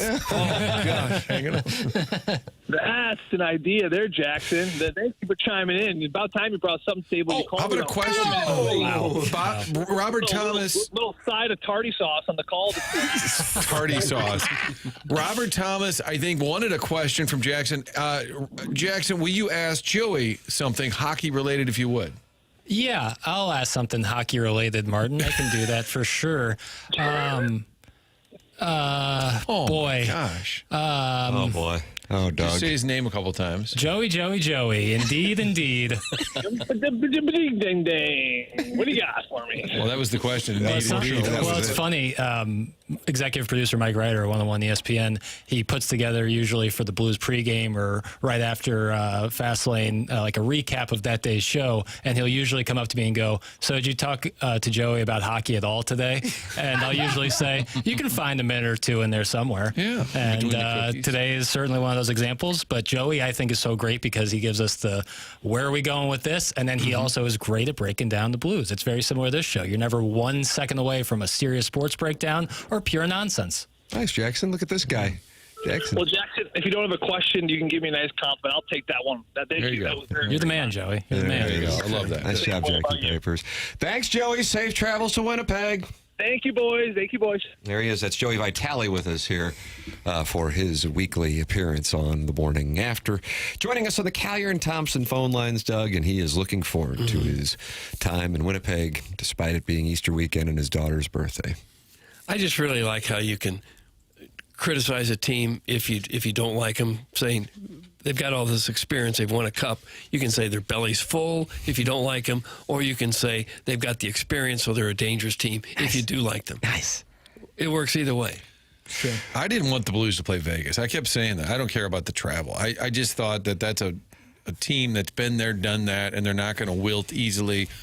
Winnipeg is a great team, but I do think that's a factor that Hellebuck keeps hearing about it. I guarantee the Winnipeg media, they've asked him every day this week, what's it going to take to get over the hump? They beat you in 2019. I'm so surprised how much 2019 comes up. Because that's not really relevant, although some of those guys, including the goalie, are still there. I mean, hey, it was lovely in this town, but over there, if the Cardinals were to play the Nationals this year in the NLCS, would people go, 2019? I'd be like, oh, yeah, I forgot that even happened. I don't know, but up there, it's a big deal, especially they've been up and had some problems in the playoffs since the Blues played them. But either way, that's the thing. I'll say this regarding the Blues and Jets series, and I really do think that this is the case because I think one of the reasons why Las Vegas is shorting the Winnipeg Jets, despite the great regular season they had, is the mentality of the franchise and some of those guys who have been around and successful during the regular season, but not in the playoffs, is if the Blues can win tomorrow, that is so huge because it gets them tight or even tighter than they were going into it. You heard Robert Thomas on this show. That's not a guy going, oh boy, we got some pressure on us. They're free rolling. They weren't supposed to be here. And so they're confident and they're also playing loose. And that is exactly where you want to be. So from that standpoint, you get tomorrow night, and especially if Hellebuck gives up a soft one and Binnington plays a role in the win by standing on his head, off we go to the panic of that team essentially knowing in their minds, holy crap, we got to win on Monday night, or else all that we did from October through April isn't going to mean crap, and we're going to be attached once again as the label of the regular season power that can't get it done when the Stanley Cup playoffs roll around. So, Doug, circle tomorrow night on your calendar in case you were getting ready to watch the Lakers and Mavericks. No, I wasn't. Winnipeg is a serious team. You look at what they did this year. They had a fantastic year. They were 37-4 at home. They gave up 15 fewer goals than any other team in the league, and darn near 100 goals less than some of the teams. The best goalie out there right now. It is a darn good team. It's going to take a big Blues effort to beat them. One of the themes in the locker room yesterday, players were saying, and some of it was they were asked this angle, but they all sort of said yes, that they have been in kind of this playoff mode where they just can't really afford to lose a game here or there, even Tuesday night, knowing the stakes going into that game. So I think they feel like they're ready for that moment where they've been in that, okay, this is a huge game, can't lose. And I heard Sheen talking about after his scrum, he was talking to J.K. and Kerber and Strick, and all the insiders, Doug. Yeah, you too, right there. When it turned for him, he was saying, he goes, really, that Washington game, the Capitals game, they went to D.C. I think it was Shen's 1,000th game. His dad did the pregame introductions. But he also pointed out that Kings overtime shootout game. Yeah. He said where we really that felt was the day after the Parayko injury announcement. And he said they just don't lose at home, and we had already beaten them once on that week-long stay out west. So there were a couple of turning points, but I do think the intensity of this stretch run for them has readied them a little bit. They haven't been. It's not like they clinched 2 weeks ago. Well, Jamie's vacation speedo is not happy with Doug. Whose side are you on, Doug? Pumping those wins per game tires. That's from Jamie's vacation speedo. You can't recognize that you're playing the best team in the league in the first round of the playoffs. That's what they were this year. You want him to call in, big man? Call in, big man. Have the pundits' picks come out? Have we done a scan of like all the hockey and who they're predicting in this? For the most part, people are expecting it to be a long series and Winnipeg winning. But it's nobody's going, well, I mean, this is the 1 versus 8. This shouldn't be much of an issue. There is an expectation that this thing could go either way, and it's going to be a long series from the hockey podcasts and articles I've been reading. Well, it's a good series. Looking forward to it. And expect a lot of hits to start things. That's usually the way it is in a game 1 of the first round anyway. But one of the hockey podcasts I was watching this morning was like, 100-plus hits tomorrow, Blues, Jets, count on it.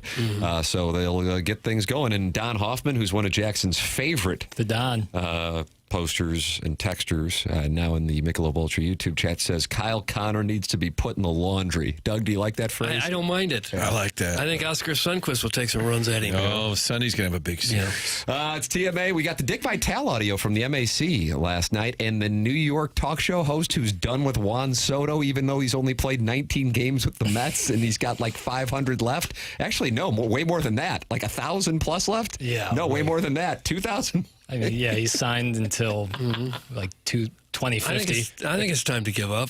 That's coming up next. And then you got the Design Air Heating and Cooling email of the day in the 10 o'clock hour. This is the Marcana Evergreen Wealth Strategies, 9 o'clock hour on 101 ESPN.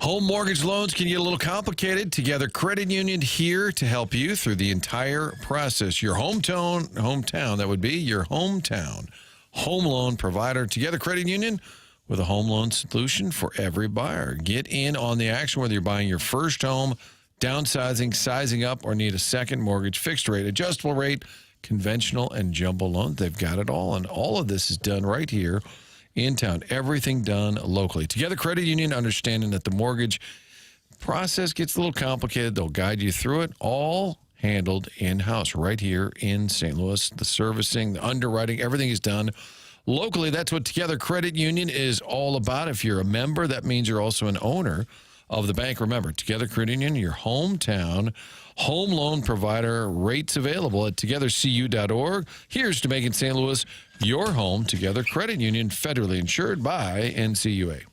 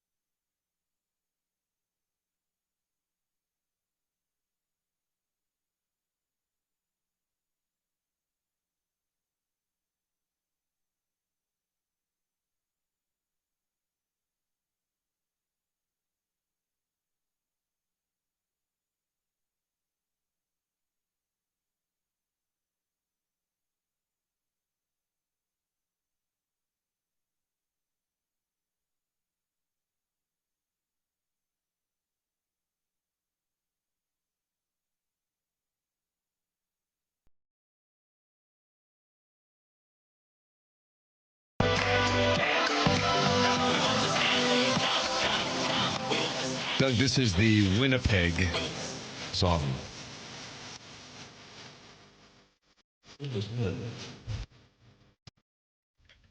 And there's one of those unfortunate. There's one of those unfortunate edits.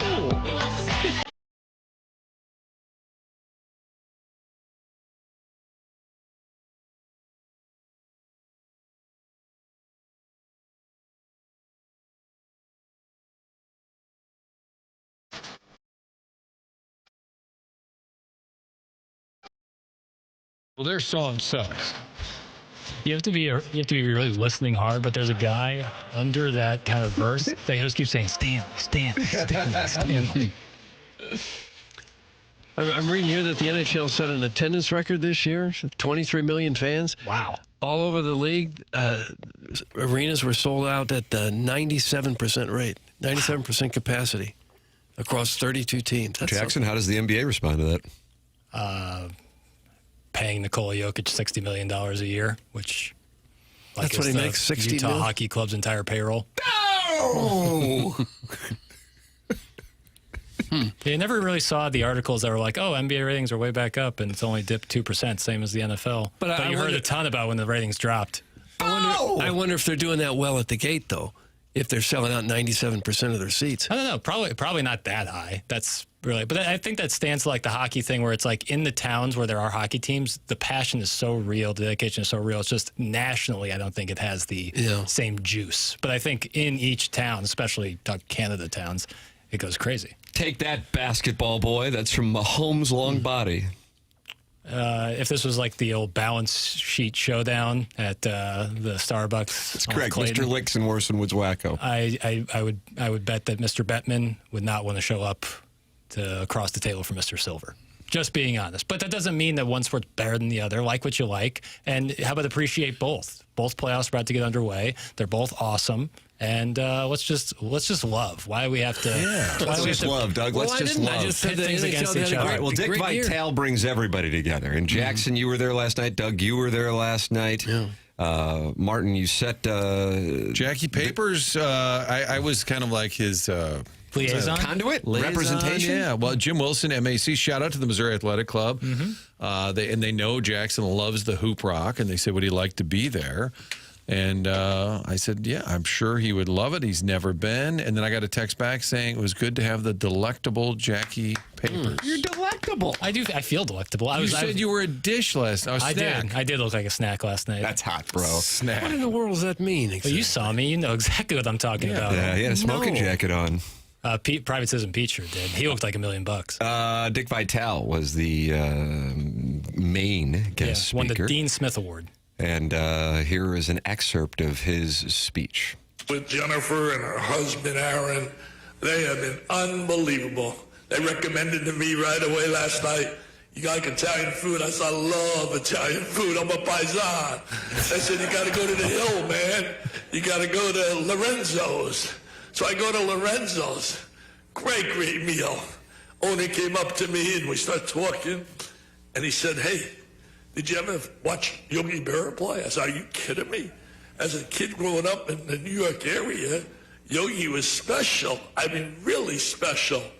And I love Joe Garagiola. My God, I used to love him. You know, paisans, we got to all stick together. So the bottom line is, he said, well, you know, he lived right around here. There I am, like a little 12-year-old kid. And I'm running around.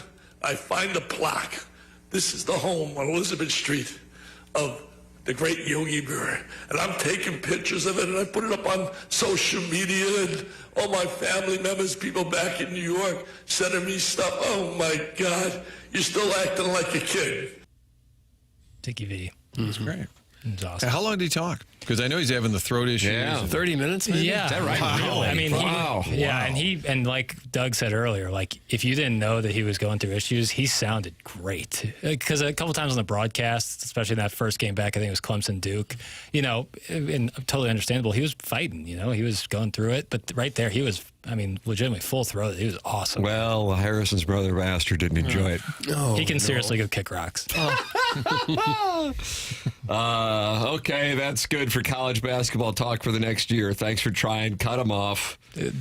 What Dick Vitale has done, not only for the game of basketball, but for cancer research. $100 million, They're I about to think. raise $100 million for pediatric cancer. What he's done with the Jimmy V Foundation is so commendable. It's what makes sports awesome, is what the impact that sports can do. And Dickie V embodies that more than anybody. So, Harrison, Brother Master, know your place. Know your place. Know your place. What's the next level? Kiss the ring. Why don't you block him? Kick rocks.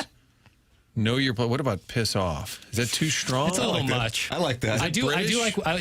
No, taking the piss would be British. Piss up a rope. Yeah, shout out to Rich Gould.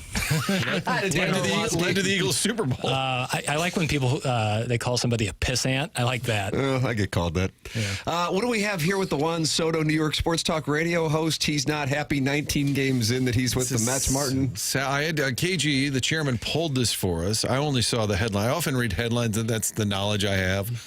What was the KG? Was it Saul Licata or something? I believe that's correct. Okay, and he's done. Apparently, he campaigned for them to sign Soto. Oh, okay. The Mets. But then now he's done with it. Sour on it after, 12? He's had it. I think KG sent Jackie. It's all right. Make eye contact with the chairman. Didn't you send him the audio? I didn't actually cut the audio, but I sent him the link directly to it to play off of the computer. Okay, buddy. Do you have the link, Jackson, that was sent to you? Well, what I have is James Carlton of the Carlton State Farm Insurance Agency, and he's online at carltoninsurance.net. He's my insurance agent. He has been for 6 years, and he is a wonderful gentleman, huge fan of the Missouri Tigers, and a supporter with NIL. You call his office in Webster Groves right now at 314-961-4800. You're going to talk to somebody in that office, and you can count on that. Listen, and I want to make this clear. I understand how it works. You usually kind of inherit an insurance agent, or your friend gets into it, and you kind of feel like, oh, I guess I'll have my insurance with my friend. I understand. I want you to hear this from me. It's not your fault. It's not your fault. But you now have a responsibility to your family to put them in the best possible situation going forward for home, for life, for auto, and that is what James Carlton is. Plus, you're going to save money. Very good chance you're going to save money by making the switch to James Carlton, and they'll do all the paperwork for you. That's how they've built the business. 314-961-4800, or go online at carltoninsurance.net. That's James Carlton. He's my insurance agent. I recommend he become yours. If your insurance costs a leg and an arm, call James Carlton, State Farm. Papers? Yep, got it. Here's the audio. Right. Gotta be nice to hear it right now. Yeah. Hold on. Fun with got it? No, I got it. Technology and stuff. Right now. Oh, do I got it? All right, here we go. Juan Soto has stunk to start his Mets career. I never thought I would be at this point with Juan Soto, a guy who I begged and pleaded the Mets to go get, a guy who I wanted more than any player ever in my fandom. I wanted Juan Soto. The Mets delivered, and every single time this guy has come up in a big spot this year, and there have been plenty, he has failed. And yesterday, a despicable 0 for 5 with 3 strikeouts, leaving a small village on the base pass as the Mets lose a series. You don't pay $765 million to a guy who gets on base 40% of the time. Bullcrap. Every single time he's come up in a big spot, he has failed this year. He did not do that with the Yankees. I don't want to hear the excuses from Soto. I don't want to hear people tell me that the walks are good. I want to start seeing some production now. Lord. From the 516, which I believe is a New York area code. As a New Yorker living in St. Louis and a huge Mets fan, I can tell you with certainty that no one knows less about the Mets and sports in general than Sal Licata. He's all hot takes, and he can piss up a rope. That's from the 516. Oh, yeah. Brought it all together. Just a terrible take. It's just a horrendous take. The Mets are 19 games into the Soto era. He's been up so many times this season in key situations. The season's like, and I'm sure Soto's very upset that this guy is not getting what he wants. They are a first-place team, too, okay, by the way. because it's New York, it's not Tom in Toledo or Steve in Sarasota, but because it's New York, Tim, is there a morsel, is there a percentage that this guy actually feels this way? Because the New Yorkers do get work. Oh, yeah. As that's the gig. You got to be angry at all times. But I mean, I think some of them teams. are, right? That really are mad at the teams. But it's very takey, though. Do you have the hair that people would die for and the podcast, Martin? I don't think this has been played since our 6 months here on 101 ESPN. This is my personal favorite, next to, of course, our guiding light, Mike Francesa. He was getting worked up with a listener, and this was the way he kind of started to give his resume. Jackson, do you have it? I can't recall what the gentleman's name was. That's Don LaGreca. Here, take a listen. I've got hair that people would die to have. I got a podcast that's in the top 50 in every country on the planet. That's a good question, isn't it? No, it's a stupid question. That's what you have to do. You have to yell Philly to make the big bucks. Is he? No, he's in New York. What am I talking about? I thought it was Philly. So he gets mad. They all get mad. Mad Dog gets mad. What? Mad Dog, Doug? You mean to tell me that Tyler McGill can't come on for he might be in Syracuse to start the year? The fact that he was pissed because his son couldn't get a guess makes it better. How do you keep yelling like that for an entire show for 3 or 4 hours? It must be exhausting. That is an absolute disgrace. I guess it's just a New York vibe. And in St. Louis, it's Juan Soto's 0 for 50. Well, he'll come around. That's exactly right. Where's the takey take? Ackerman, what do you got? Well, I like those swings last night. I like it. Oh, God. Being a Mets fan has to be as miserable as living in Eureka. That's from Doug's Prison Wall. Eureka. That would be shrapnel, right? Eureka out of nowhere. Just take shrapnel. That's from Doug's Prison Wall. You think Mets miserable about Eureka? I enjoy that little town, that little downtown strip, and Cam's from there. He'll kick your ass. Yeah, he will, Doug's Prison Wall. You think the Mets fans are really scorned by the 06 loss to the Cardinals? I mean, that was a really good Mets team. I think they had the best record in the NL. Yeah, they didn't have Pedro that series, and that was a big deal. Right, and I've been right before Johan Santana. The Cardinals were certainly not expected, and I think some of the guys in the Cardinals knew that wasn't one of their better teams. Yeah. Then they lost to the Yankees the year before. Yeah, 15. They just kind of, I mean, that's what Cohen's whole thing is. Once you get to a point, as he has with, he doesn't need to do a damn thing, nor his great-grandchildren. So it's like, okay, what can I do to get my juices flowing? I'll be the guy that brings a world championship back to Queens. So I'll spend, and lose money all day so I can be that guy.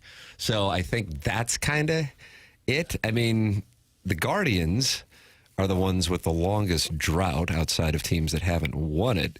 But I think as far as a tortured fan base goes now that the Cubs and Red Sox have won, I guess it's viewed as the Mets. I would think. I mean, would they lose to the Royals in 15? That's right. That was kind of a slap-ass series. And then they got close last year.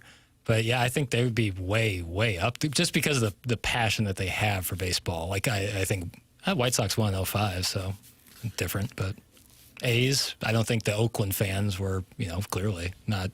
What are you talking about with the White Sox and A's right now? I'm sorry. We're talking about like fan bases, tortured fan bases. Droughts, but Got it. Yeah. Well, maybe we'll ask Doc Gooden. He's coming to Maggio's. We're working with Eddie McVay to get him on the show. Yeah, I like that Eddie McVay. We'll talk some. We'll talk some Mets. Have nothing to hang their head about. They played terrible. Gave away I watched Martin try to break through to Jackson. Then I looked over at Jackson. I just wanted to drop so and he's bad. Just dug in. What was it? What were you saying? Frank Thomas. You're distracted. He was gone, Tim. He was gone. That's the thing. I recognize it, but you don't recognize it. On Planet Maris. Peek behind the curtain. I was thinking the Mets, and I was thinking of best pinstriped uniforms that aren't the Yankees. And I think that's what was on your mind. And I think I would go Phillies. I think I'd go Phillies over Stay Mets. Puff Marshmallow Man with Aykroyd. You just don't know what the hell's going on. He was just gone. I was begging for. I was like a listener, begging for a drop, and I just have nothing to hold their heads down for, except they didn't play that well, and they gave away this World Series. The greatest assessment. Trying to be polite. And yet he nuked him. Martin, onboarding is getting underway on Friday here. Yeah, and then today's it's relevant because it's like when to hot take it and when not to.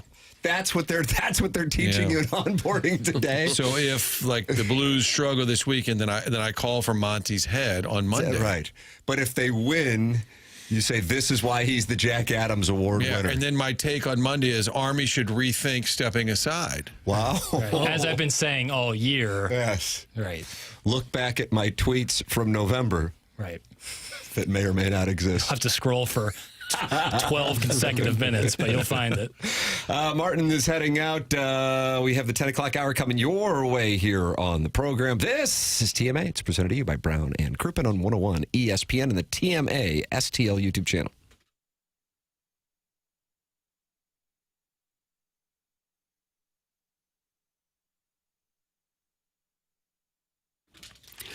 TMA is brought to you by St. Louis-based Stifel, a leading wealth management and investment banking firm. Stifel is the firm where success meets success and has been since 1890. They were founded in downtown St. Louis way back in 1890, and they are on the same street the company is headquartered still to this day. They're proud to have called St. Louis home for 135 years now. They've also partnered with the St. Louis Cardinals, the St. Louis Blues, and now the Stifel Charity Classic, and they sponsor the Stifel Theater. Stifel is honored to support the city, the people, and its future. With 12 offices with financial advisors around the region, Stifel helps clients right here in St. Louis and nationwide manage their hard-earned wealth. Stifel also provides banking, lending, and trust services and has a full-service investment bank. Basically, when it comes to finance, Stifel has you covered. Stifel and TMA, that's where success meets success. Stifel Nicholas and Company Incorporated, member SIPC and NYSE.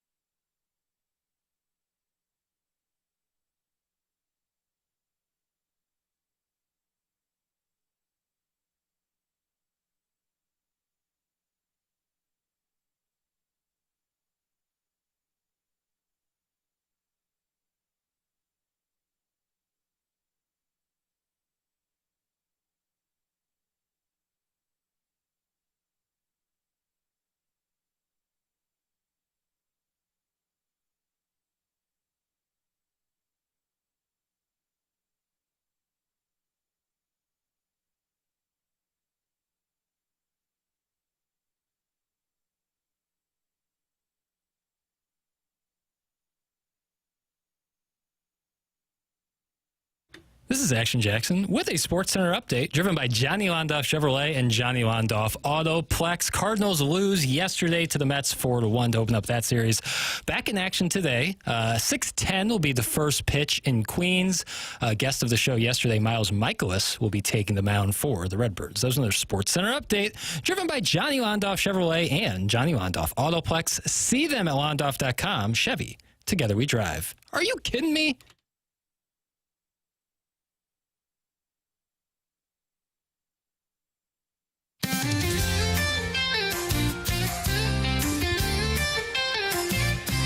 We're the Real Housewives of TMA. Come give us a chance, we'll make your day. Our shenanigans will never leave you bored. Did you just say that? Good Lord. So grab your bonbons and pour your wine. It's our turn to shine. We're the Real Housewives of TMA. Yes, we're the Real Housewives of TMA.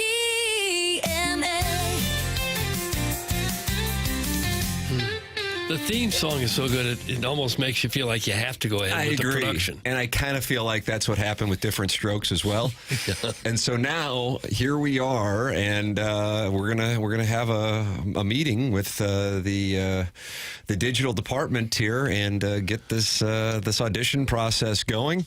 And I think the Real Housewives of TMA will be launched, and this could become one hell of a franchise.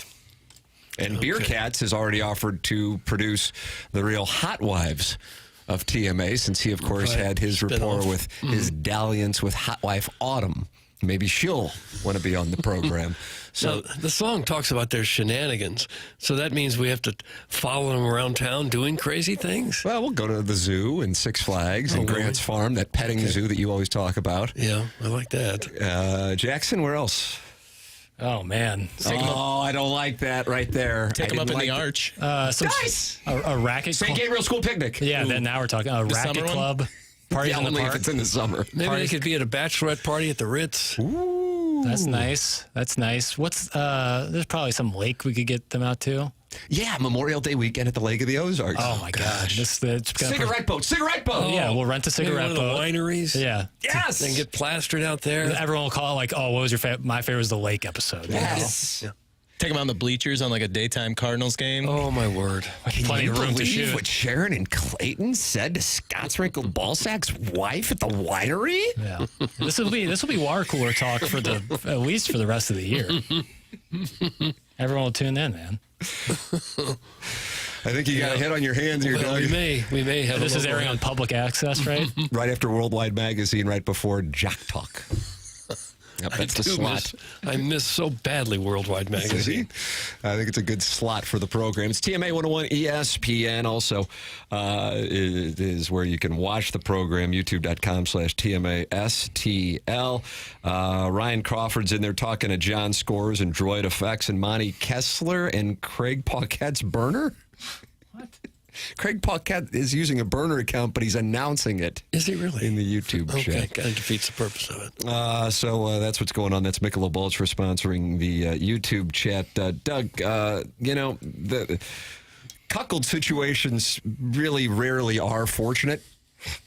Yeah, that's probably safe to say. But they're especially unfortunate after you've just lost the Masters in a playoff. And that's what happened to Justin Rose. Oh, no. So 20 million people were watching CBS on Sunday night. Oh, I would say would you say that was like 6:20? I don't know what time when Rory McIlroy sank the 2.5-foot putt to win the Masters in the career Grand Slam. Justin Rose, who lost in the 2017 Masters in a playoff to Sergio Garcia, DBA El Nino, and that means the boy. Was back in a playoff, and this time he lost to Rory McIlroy. And Rory McIlroy was there right as he walked off the green with his wife and his daughter, Poppy. And then he made the walk, and Shane Lowry, his fellow countryman, although Shane's from the Republic, so it was a little disappointing, and Tommy Fleetwood, who is from England, a little disappointing. They were waiting for him. Were they? But then there was a different blonde woman, different than his wife, waiting for him after he embraced Shane Lowry. and Tommy Fleet. Okay. And, well, people took to Twitter. Well, they did. To then, attack. Take your pick. Rory McIlroy for embracing this woman for so long. The woman who is the other woman. Well, it turns out it was Justin Rose's wife. And Justin Rose had just lost to Rory. And so now Justin Rose has had to address this. Oh, my God. Rose, who was, quote, tormented after his runner-up finish to McIlroy, explained that it was his wife who was celebrating a historic moment bigger than his loss. Quote, there was some article somewhere saying, who's this mystery woman that was hugging Rory? Well, it turned out to be Kate.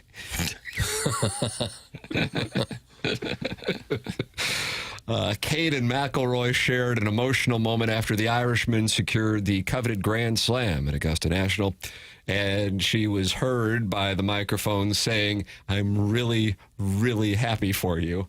Rose explained that he didn't rehash the exchange because he didn't think it was discussion worthy.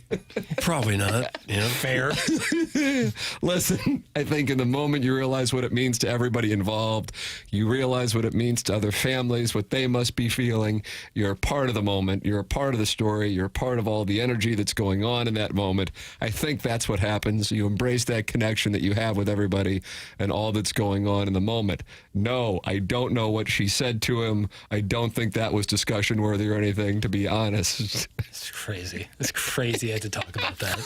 That's the downside of that camera, because that camera following Rory is awesome. It's incredible. But that's the downside, is like an intimate, like a nice moment between Justin Rose and Rory are friends, and I'm sure the families are friends, and, really cool moment where her husband just lost. So, to think that if Rory has, Doug, if you want to call it politely, a side situation going on, that she would be positioned outside of the clubhouse at Augusta. Right. 100 yards away from me, just embraced his 20 million wife. people watching.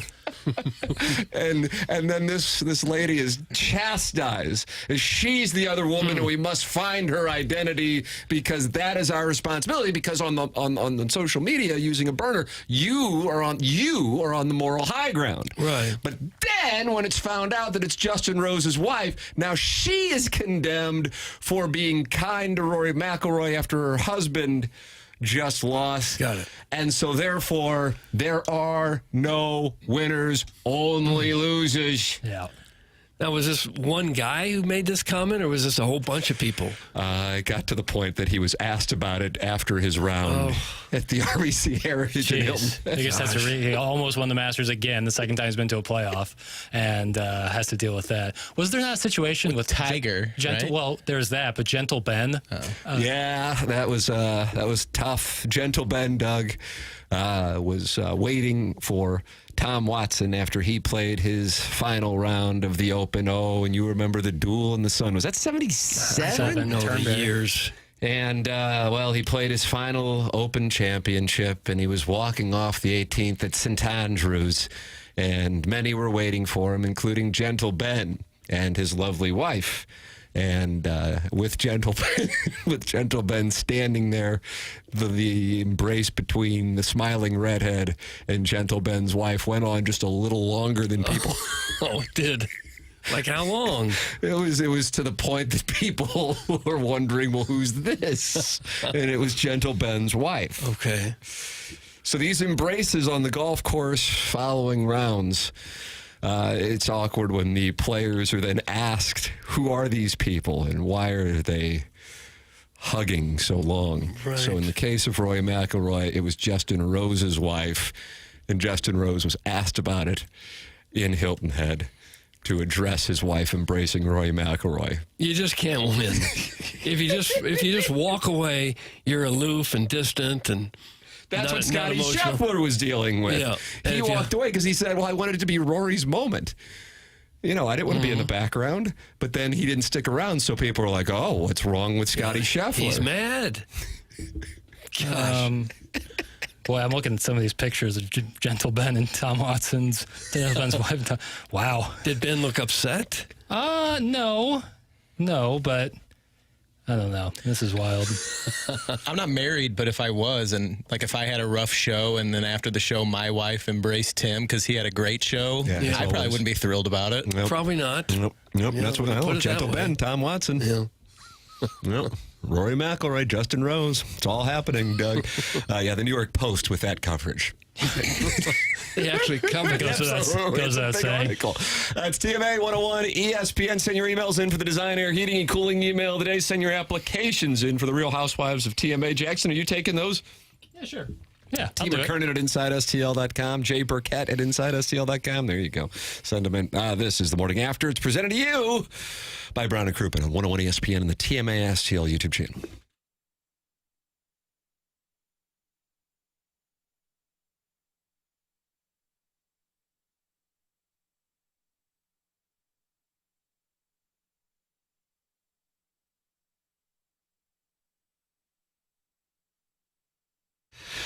Michael's Flooring has been family and locally owned for over 3 decades. Michael really takes pride in helping and making sure his employees are happy and making a great living. His passion is flooring, and when you order from him, he wants you to have the best experience for the best price. That's why he's making sure he gets the best installers and giving them $7 a square yard.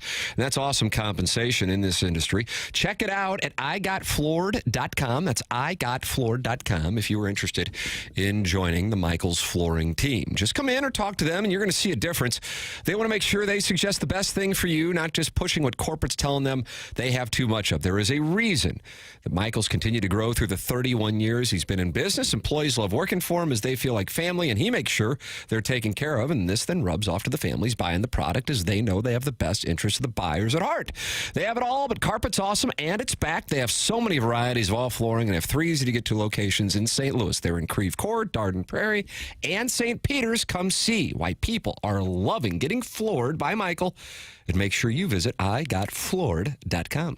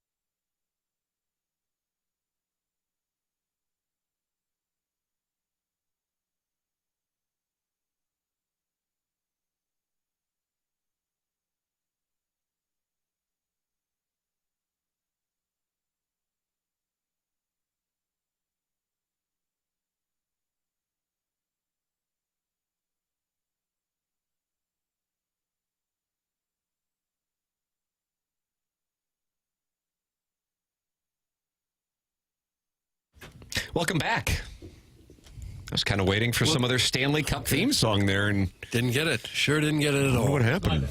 My mic's not even on. That's my bad. It's not too late. We had Joey Vitale with us in the 9 o'clock hour. We had Robert Thomas with us in the 8 o'clock hour. You miss anything, you always go back and watch it on YouTube. YouTube.com/TMASTL or the 101 ESPN app or TMASTL app. There are two different apps. They're both brought to you, though, by Dobbs Tire and Auto Centers. And go back and podcast. Robert Thomas is going to be skating today, and he said there was no conspiracy theory with him not skating and rescheduling his interview with TMA yesterday. And he's looking forward to being on the ice tomorrow at 5 p.m. for the Blues and the Jets. The very first game of the Stanley Cup playoffs. Jackson, you have to make your pick right now because you were abstaining from the spread zone, even though you just dominated like 14-2 or something like that in your picks on the spread zone. So I know people are going to be tuning in going, hey, where's that sharp Jackie Papers? Yeah, but they'll be tuning into the Stanley Cup playoff predictions. But maybe you just are dialed in to some kind of force right now. If you could, who is going to be playing for the Stanley Cup when June rolls around? The Maple Leafs from Toronto. Wow, that will be a moment for the game of hockey. And as much as I would like to say our St. Louis Blues, I believe the Vegas Golden Knights will be playing. Oh, you son of a so-and-so. It's a big chalk. I mean, we had a big, chalky Final Four and NCAA tournament in general. I think we're going to have a chalky Stanley Cup playoff. I think we're going to have a chalky NBA playoff. It's the year of the chalk, 2025. Huh. Full stop? I can't believe what I'm hearing. You know, it pains me because I've watched exactly 0 games, but this is just my You haven't watched one game experience. all year? Not any hockey game. You went to a game. It's true. I did watch one game. So would you turn your back the whole time? Yeah, in high school, student sections turn their back when the other team's being announced for starting lineups, and they read the newspaper. You did that on the Blues. That was me for 40 minutes of a Blues game because, of course, they only play 2 periods on the weekdays. That is true. So I've seen one game. So it's safe to say I'm an expert, and this is what I like. I honestly don't understand how a devout sports fan could not get some enjoyment out of watching playoff hockey. You disgust us. I like playoff hockey. Or even hockey in person. Are you going to be watching tomorrow? I like hockey in person. Are you going to be watching tomorrow? Yes. I like hockey in person, and I like playoff hockey. That both of those are very true. Okay. But again, I said it 100 times. There was not once growing up in my home where hockey was on the television. Never once. So you're blaming your parents, and you want the listeners to attack your family now, and I just wouldn't advise that. No, but I think there is something. Mafia rules, Doug. You leave the wives and the children out of it. I think there is something to children with sports, like when you're watching sports, having that bond with your parents while watching enriches your experience with it. You know, you want to be like your parents at that young age. And so when you're watching, you're locked in, you're really fired up. And if that's just not there, it's tough to organically conjure it. But when all your homeboys were excited about the Blues? My homeboys were not excited. All my friends, we watched basketball. Elitist. Yep, right Is there an NBA series that you would watch over a game in this Blues series? No. Tim? I'm trying to pick up a read, Chairman. No, I like. Right, there was a little right there. I really like watching playoff hockey, especially Blues playoff hockey. How are you going to handle next Thursday night with that like 8:50 puck drop, huh? I'll watch till about 10. Will you really? And you'll be able to turn it off? See, if I start going... That won't be a problem. If I start going, that's why I just don't even go, and then I wake up at 4:30 and I watch it, quote-unquote, live. Mm-hmm. That's how I handle it. Yeah. So I'll be coming in here next Friday, boys. I'll either be on a big high or a big low. You know? I hear you. With like a 10 o'clock, if the game really will start around 8:45 or later, that'll probably be like the end of the second period. I can. If it was like the middle of the third period, yes, it would be really tough to turn it off. But I think I can do it. My parents never watched hockey, and I love it. No excuses. Yeah, that's not an excuse. Just context, I guess. But I can do whatever I like with my free time, as can you. And what I do shouldn't affect you. No. It's my take. Kelvin and Bly didn't watch a whole lot of hockey either. Yeah? No. But the Blues are such a big part of the sports scene, you couldn't help but be a little bit interested in it. And when they first got here, they were so good that helped too. Sure. Yeah, football, basketball, baseball was on in my home. And so I love all three of those sports. And golf. Golf is a lot. But hockey just wasn't. It's tough to be like a diehard basketball fan and a diehard hockey fan. There's only so many hours in the day, you know? Mrs. Jenny Shanahan is taking up your cause in the Michelob Ultra YouTube chat, Jackson. To be fair, Jackson's formative years were the Eric Brewer days. That was bad. I was at most of those games and didn't give two craps either. Yeah, maybe if that time the Blues were the Blackhawks of the 2010s, going on runs almost every other year. You'd gotten caught up in it. It could have been different, but there wasn't really like a 2016. There was the shades of a run but 2019 was obviously the one, and I watched every game. So you started watching just about the time Green Envy started doing lawns in the St. Louis area. That was nice. Yeah, it was nice. Yeah, we don't ask for much. We just want a nice lawn that doesn't look like someone parked a used car on it for about 6 months. That's why I use Green Envy Lawn Care. These guys have been around for over a decade now, and they actually know what they're doing in a big way. It's not just some kid named Squishy pushing a spreader he found in a garage sale. Squishy took a hit right there. No, these are licensed professionals who've been around a while. They use a special crabgrass preventer that works wonders, and the kicker is they're not out there just dumping some national generic formula from a big box store. They use products designed specifically for St. Louis soil and the turf types here. They know what works right here in St. Louis because they've been doing it a long time, and I can tell you from personal experience, these guys can get it done for you. So if you want a lawn that won't embarrass your ancestors, go to greenenvy.com. That's greenenvy.com. Tell them Doug sent you, or don't, because I'm not the boss of you. I'm not the boss of you. No, you don't have to tell them that if you don't want to. Like that. But it'd be nice if you did. You can email in. That'd be nice if you did too. But don't say that Doug is the boss. What a live read. It was a great It was a great start, great finish. Thank you. The morning after at InsideSTL.com. Design, air, heating, and cooling email today. That's coming up here in about 10 minutes on the program. Stop it. Jackson lived and died with the Rams decade where the highlight was a 7-9 season ended by Charlie Whitehurst in 2010. Oh. He can love on some puck too. That's from Carlos Spicy Wiener. And I got to tell you, relative to Mrs. Janie Shanahan's observation, Carlos Spicy Wiener is correct there. I have a lot of love in my heart. There's no doubt about that. And I think if you've listened for even just a week, you know that I'm willing to give it out at all times. However, it just wasn't, I don't know what to tell you. Like, I never, ever watched it as a kid. I watch it now, and it doesn't enthrall me like football, baseball, and basketball do. It's kind of I can't say it any differently. We're just never going to get over this, are we? I just want it to be known that, like, never mind. I've said it a billion times, and it's clearly not going to resonate. So you know what? I'll just take the L, I guess. You had enough. There is a conspiracy theory in the Michelob Ultra YouTube chat that you've shadow banned Larry Nickel. I have? What did someone do when you shadow ban someone? Where has Larry been? Did he get shadow banned again? Again? I don't know. No. I don't even know. I mean, he calls in, and his Tuesdays are really busy. Like, we have usually someone from Brown Croupen's coming in, and then we have Daily Blues guest around 8:15 at that time, and Larry texts me, and this is another one where I'll just sit and eat it real quick. Are you saying that the texts are hostile? Sassy would be a better word. Sassy? You're getting sassed by Larry Nickel? Yeah. I assume we'll want to hear from him next week because isn't this a big weekend? It's WrestleMania weekend, Doug. That's right, yeah. John Scores says KG won't let him on unless he says his name is Mr. Licks. Just stop it. You've had it too, haven't you? I'll just eat the L on this one. Sometimes this is what you got to do. Sometimes they serve it for you and you eat it. Only TMA would have a producer who hates hockey. That's from Man Love. Hate's the wrong word. Hate isn't the right word.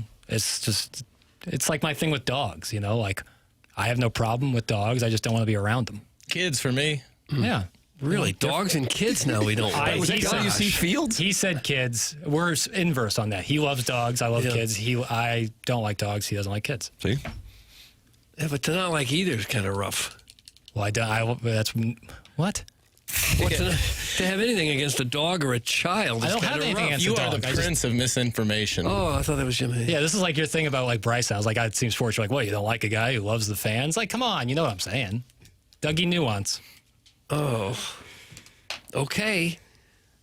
It feels like we're getting right at the end of the show and we don't like things now. Some people like things. Unfortunate. Some people don't like other things. Because we're going into the weekend. We're going into the Stanley Cup playoffs. The Cardinals are taking on the Mets. You would think that there would be some momentum. It's a lovely day in the St. Louis area. Sure is. Jackson's on the tee here in 2 hours, and unfortunately now we're at each other's throats. That's not the way we want to do this. We want to finish with a lovely design, air, heating, and cooling email of the day. You can participate the morning after at InsideSTL.com. That's coming up. This is TMA, presented to you by Brown & Crouppen on 101 ESPN.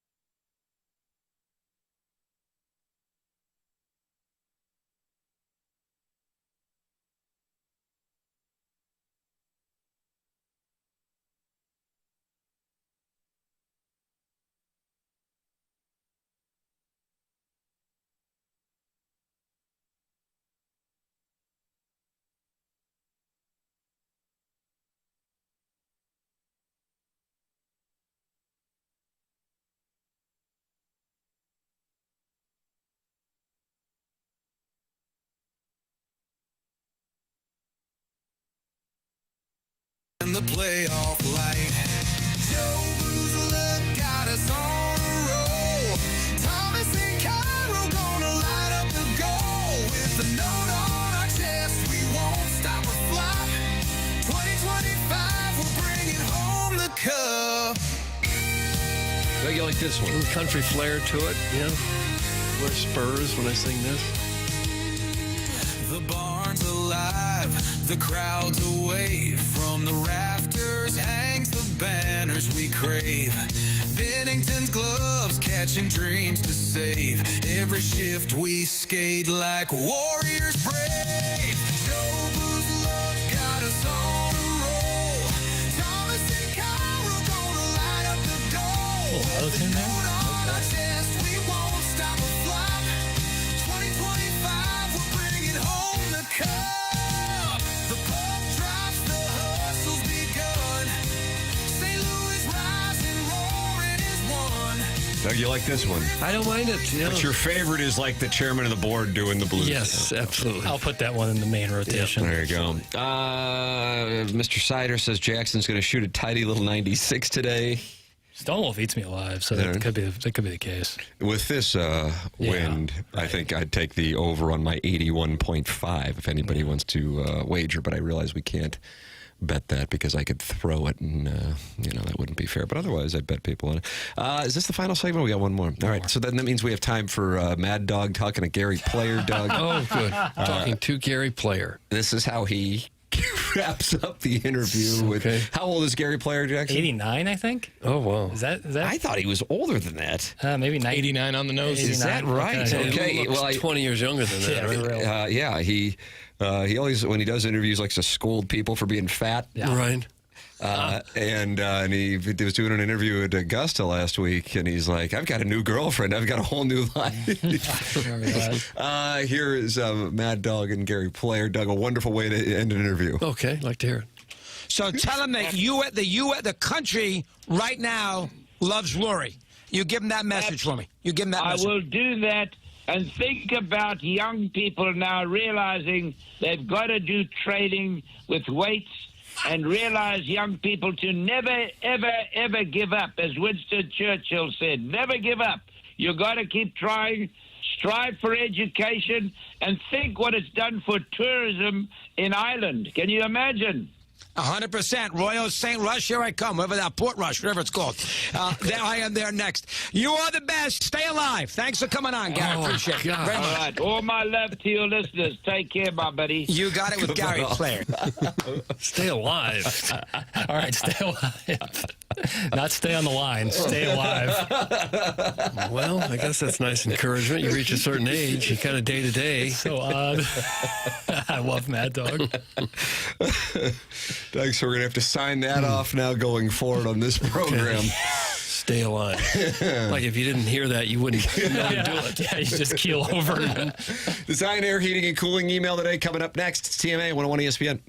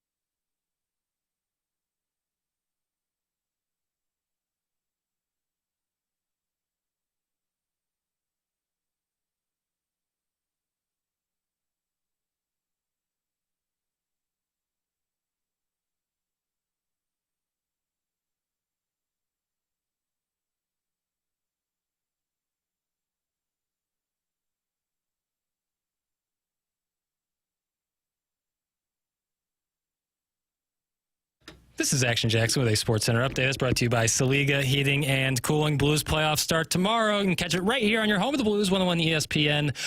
Pre-game at 4 p.m. The puck will drop at 5 p.m. That was another Sports Center update brought to you by Saliga Heating and Cooling, an independent American Standard heating and air conditioning dealer.